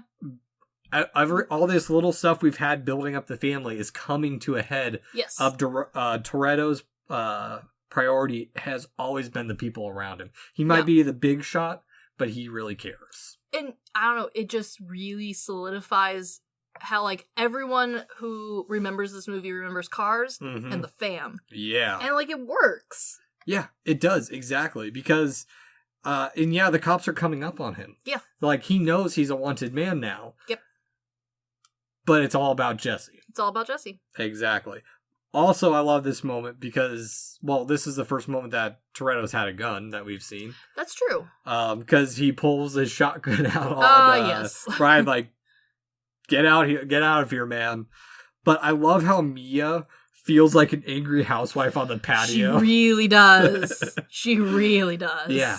And Tran is just a straight up dick in this moment. Yes. He's the one who's escalating the violence even further. Yeah. I don't know, it just kind of like rounds out the final like bits you knew about him. Yeah. He's killing a guy over a pink slip for a car. Yeah. Yeah. One that he doesn't, well, technically. Actually, this one that he doesn't even really want. No, this fits in especially with mafia movies because of the disrespect, and outlaw movies. Yeah. Where it's like, oh, you disrespected me, I'm coming for your head. Yes. Weird blending of these themes that... Yep. Again, Coen's movies are much smarter than I think people give credit for them. At least the ones we've done the deep dives on. Yeah. But now it's time to chase Tran, and we get a little bit of the X Games feel that we see in Triple X. Yes. Yeah, you can see where all of them tie together. Yeah, and the music is very Bond-like in this moment. It is. Without being full da-da-da-da. Yeah, I mean, it's not directly Bond, but we're getting close. Oh yeah, very close. And from this chase scene, Tran gets killed. Yeah. Yeah, I don't care. He's a nothing character. But I mean, we needed one death. This is an action film. I like this part because it's also so much very race-like because Brian's like, call an ambulance for him, we gotta call the cops. But on the hill, we see Toretto peel around. Vroom, vroom, vroom, vroom. Very much like the stallion on the horizon. Yeah, definitely. It's very much he's taunting him for the final showdown. Yes. Which we get the final drag race that feels very much like that high noon quick draw of westerns. But this scene, with it being the closing, we've gone through a bunch of stuff fast-paced at the end. Honestly, this whole movie is fast-paced. It's fast. It is fast. But it's it furious? Yeah. We'll get into that. But it shows Brian's growth as a driver, as it's like the student surpassing his master. Yes. But he still has to use the NOS twice to keep up with the dad's car. Yes. But it's also kind of the passing of the old ways because... I didn't know this, because I don't know cars. Yeah. But in this whole movie, Dom's car is a 70s Charger, and it's the only domestic car in this whole movie, besides Brian's work truck. Yes. At least of the main truck cars. In this movie, specifically, yeah. And we move away from that theme in the later ones. Yeah, and there's also this, he uses this blurring of motion to slow down the action, but it's still stylized and dynamic, where in the first race we saw, it's like Brian's reaching that level of like everything is moving at the same pace, where at the beginning everything was fast, it was a drug trip. Yes. And now he's becoming accustomed to the speed. He's hitting that nice high level. Yes. Yeah. And he's in control. Exactly. Yeah. Because his nitro isn't bursting out his car. Yep. Because Toretto's car crashes, but Brian hands him his keys because he owes him a car. Yeah, yes, he does. And Toretto drives off into not really the sunset, around the corner and down the road. Yes, he does. Which we get the credits, and I think this is the first movie we've had a post-credit scene. Yeah, I think so. Which doesn't add a lot, but it shows Toretto driving to Baja, Mexico, where he quotes his famous line, "I live my life a quarter mile at a time." Yeah, and honestly, like, does it add anything? No. But do I care? Not really. I kind of like the scene. Yeah, exactly. It feels like a nice wrap-up. It ties back into that Western of the outlaw, I'm going to cross the border to Mexico. Yeah, no, yes, yeah, exactly. Exactly. It's such, and it is, I love going into these movies like this because it's so interesting to just really see the blending of styles that you might not notice right from the get-go. Most people do not recognize. No. Like, and that's fine. Like, this movie is fun without knowing all that. Oh, yeah. But I really do think that, like, once you go back and rewatch it, knowing what the director intended, where he was pulling from for a lot of this, like, it feels more artistic, I guess, than it, like, originally did. Because most people have seen this and went, oh, yeah, I've seen it. It's fine. Yeah. It's fun. But they don't understand or recognize, like, why it's stuck with them. And, like, there is a reason. It's because it's dumb, but it's dumb for a reason. Yeah, exactly. It also ties into a little bit of how Westerns became at the end of their era, is that they kind of became the same thing over and over again. And this is like a revitalization of that. Exactly. Because, the Fast and the Furious, let's be honest, it was released with mixed reviews. All of them have been with mixed reviews. Yeah, but it was a somewhat successful release. And, the series really has taken a life of its own. Yes. And none of the original writers or the directors have worked on anything since this movie. But producer Neil H. Moritz has been the producer for every film. Yeah. And that's saying a lot. Like you've mentioned, we had 9 movies currently with 2 final movies planned, which they were doing the breakup of the Fast and the Furious, the final part 1 and 2. Which, honestly, because we're trying to wrap up a franchise that expands as far as it does, I'm okay with for once. Yeah. Normally I hate when we break stuff up because I feel like a lot of it's fluff and, like, I don't like naming things part 1, part 2 because it looks dumb. Yeah. But, the Fast and the Furious is not just a 9-part series. It's also got the shorts. It's got books. Well, there's the whole ride in Universal. This is one of the biggest grossing things Universal's ever done. I was just about to get to that because we have the One Hobbs and Shaw movie that they're planning a sequel. Yes, they are. As well as an untitled female-led one in the works. Which, we knew was coming. Let's not lie to ourselves. Also, there's 2 short films. Yes. As well as a Netflix animated show that ran from 2019 to 2021 that I had no clue about. I forgot about the animated series, to be honest with you. I did not know it existed until I was actually reading on this before getting a haircut, when I was doing the outline for this, like, a month ago. But yeah, it really, it's one of those weird cultural phenomena that took a life of its own. It kind of makes me think of, like, how Pokemon was, like, where this was very much a standalone movie. They didn't really need a spin-off. There wasn't really any need for a sequel, but it took off. And at this point, there's really not, there's hardly any stopping it. I will say that this is one of the few franchises that I think is dying. I don't want to say with grace, because, like, we could argue that this could have died a long time ago, but this is one of the few franchises that, like, I'm not upset by the number of spin-offs. Like, yeah, they're all dumb. I don't care for some of them. Every time the new one comes out, I'm like, oh, yeah, it's another one. But I'm gonna watch it. Oh, yeah. And, like, I went to Universal recently, and I was upset the ride was closed. I have no business riding that ride. I've seen the ride footage. Yeah. I have talked to people who have ridden the ride, and every single person I talked to was like, yeah, you do not need to ride that ride. It's terrible. And I was legit upset that it was closed because there was rumors they were going to remove it. And I wouldn't be surprised too. I mean, I'm sure it is a big attraction, but it's not. It's there, but it's one of those things where, like, it kind of like The Mummy. Universal holds on to it, and, like, people do like it, but at some point you gotta move on. Yeah, like, and that's actually something I do want us to do, a Mummy, especially since I've finished the Universal monster ones. Yes, and I'm into the Hammer horror movies right now. Yes. I just watched one of their Mummy movies, but again, because Cohen's related to it, I do really want to go through the Mummy, the Mummy reboots at least. And arguably, I think this is why people like me, who like what most people consider to be these dumb movies, Mm-hmm. I think part of the reason we like them is whether or not you realize it. I also like Westerns. I also like mafia movies. I also like random sword fighting and samurai films. Mm-hmm.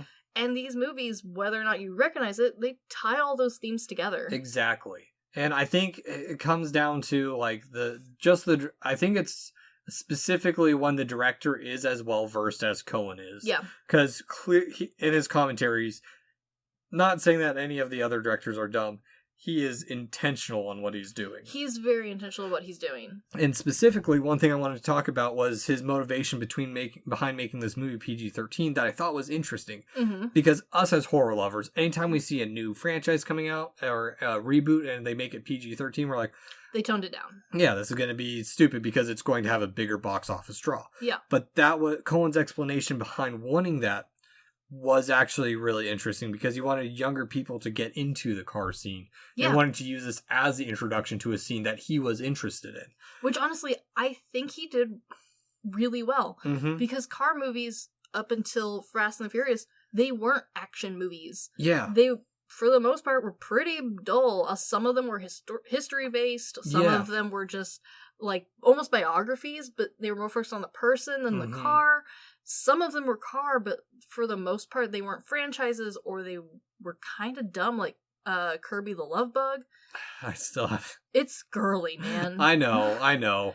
And, like, it's girly in a weird way, because it clearly wasn't written for girls. Yeah. It was clearly written as, like, a boy flick, but it was written for, like, 8-year-olds. Yeah. And, like, this is one of the first one where it felt like a proper edgy teenage... Okay. Like, one...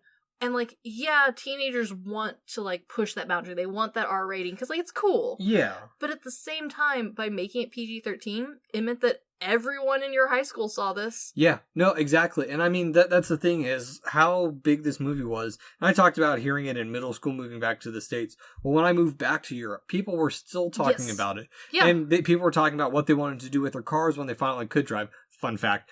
And at least where we were in Europe, you can't drive until you're 18. Yeah. So no one could drive in high school. Yeah. But everyone was fascinated with this. And, like... Oh, yeah. We had the same thing here, only it was people who already could drive trying to, like, pretend to soup up cars. Like, people would spend money on parts that they didn't need, didn't know how to use. Yeah. No one was racing these suckers. Like, maybe one guy out of all of them actually participated in anything. And most of them, like, most of the actual, like, car guys I knew, they weren't into this sort of car. They were into, like, building their own engines. They were into, like, tractor pulls. They were into mud derbies. They were into, like... redneck sports. Or jet engines.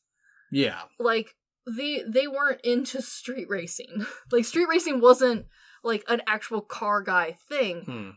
But it was a gateway. Okay. Like, it was one of those things where, like, people, like, started to get into it. Like, it felt like something you could communicate about. Yeah, it's like me who, like, oh, I loved horror films. And same with, like, and I've noticed that with, like, if I don't have a lot in common with some people, I can always bring up movies of some kind. Yes. Especially with, like, you and me, how diverse our background in movie watching is. Yeah, I can always someone find likes something. at least one thing. Yeah, but it was like, and I completely get where you're going with that, because, like, Tokyo Gore Police was my introduction and my... oh, well, what else is out there in Japanese exploitation films.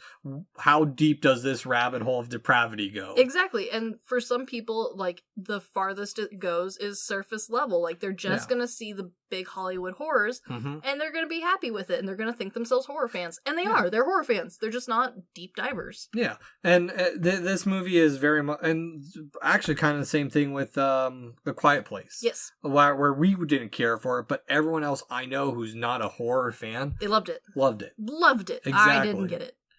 Fine. I got it, but like I didn't care about it. We can say that for another time. We will. But, and honestly, this movie has ignited this weird interest in wanting to go into the Fast and the Furious franchise and also other car movies just to see what's out there, like just to see what's different. Because most of my car movies have involved...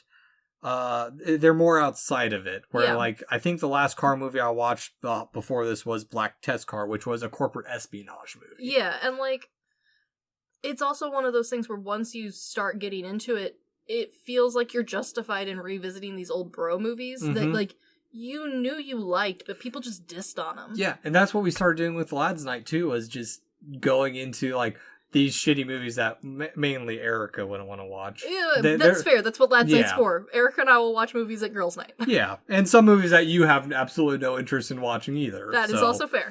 Yeah, movies that, much surprise disappointment, the musical I choose are not to his taste. No, but that's okay. Yeah, but it's fun, so. Yeah. But that's exactly the point of this movie. Like, you can go deep dive in like we did. I love doing that stuff. Yeah. But it's not for everyone. Like, this movie is also enjoyable at a surface level. I agree. Which, actually, I remember there was a Fast and Furious mockbuster movie, or like, not mockbuster, parody movie that I watched a long time ago that was actually really, really bad. But I knew what it was parodying. Yes. Exactly. But it's kind of like Scary Movie. Like, you know what it's about even if you haven't seen the original. Exactly. It was in that same vein. Yes. So. I guess at the end of it all, Chris, do you recommend rewatching The Fast and the Furious? I really do. I'm not just saying that from someone who loves this franchise, but especially the first one.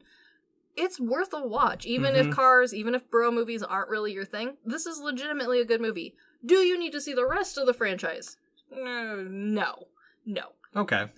But the first one, I think, is something that everyone should at least experience, because it really did touch so much of, like, the rest of what you're, like, seen on TV since. Okay. It really influenced cops. It really influenced car culture. It really influenced the idea of the LA streets, even without meaning to. Because and honestly, like, now that I'm thinking about it, a lot of car chases were very much street level, but, like, they were static cameras, or if they were moving, they were over the top kind of stuff. And throughout the entirety of this franchise, even though I really don't think you need to see all of them unless bro movies are your thing like they are mine, this movie played with the idea of different chase styles and scenes, and as each one came out, you could see the influence of that in other movies. Like when Tokyo Drift came out and the whole idea of like speeding and skirting around corners and having fast, low cars, that did influence other stuff. Like you could see that influence in other places. Yeah.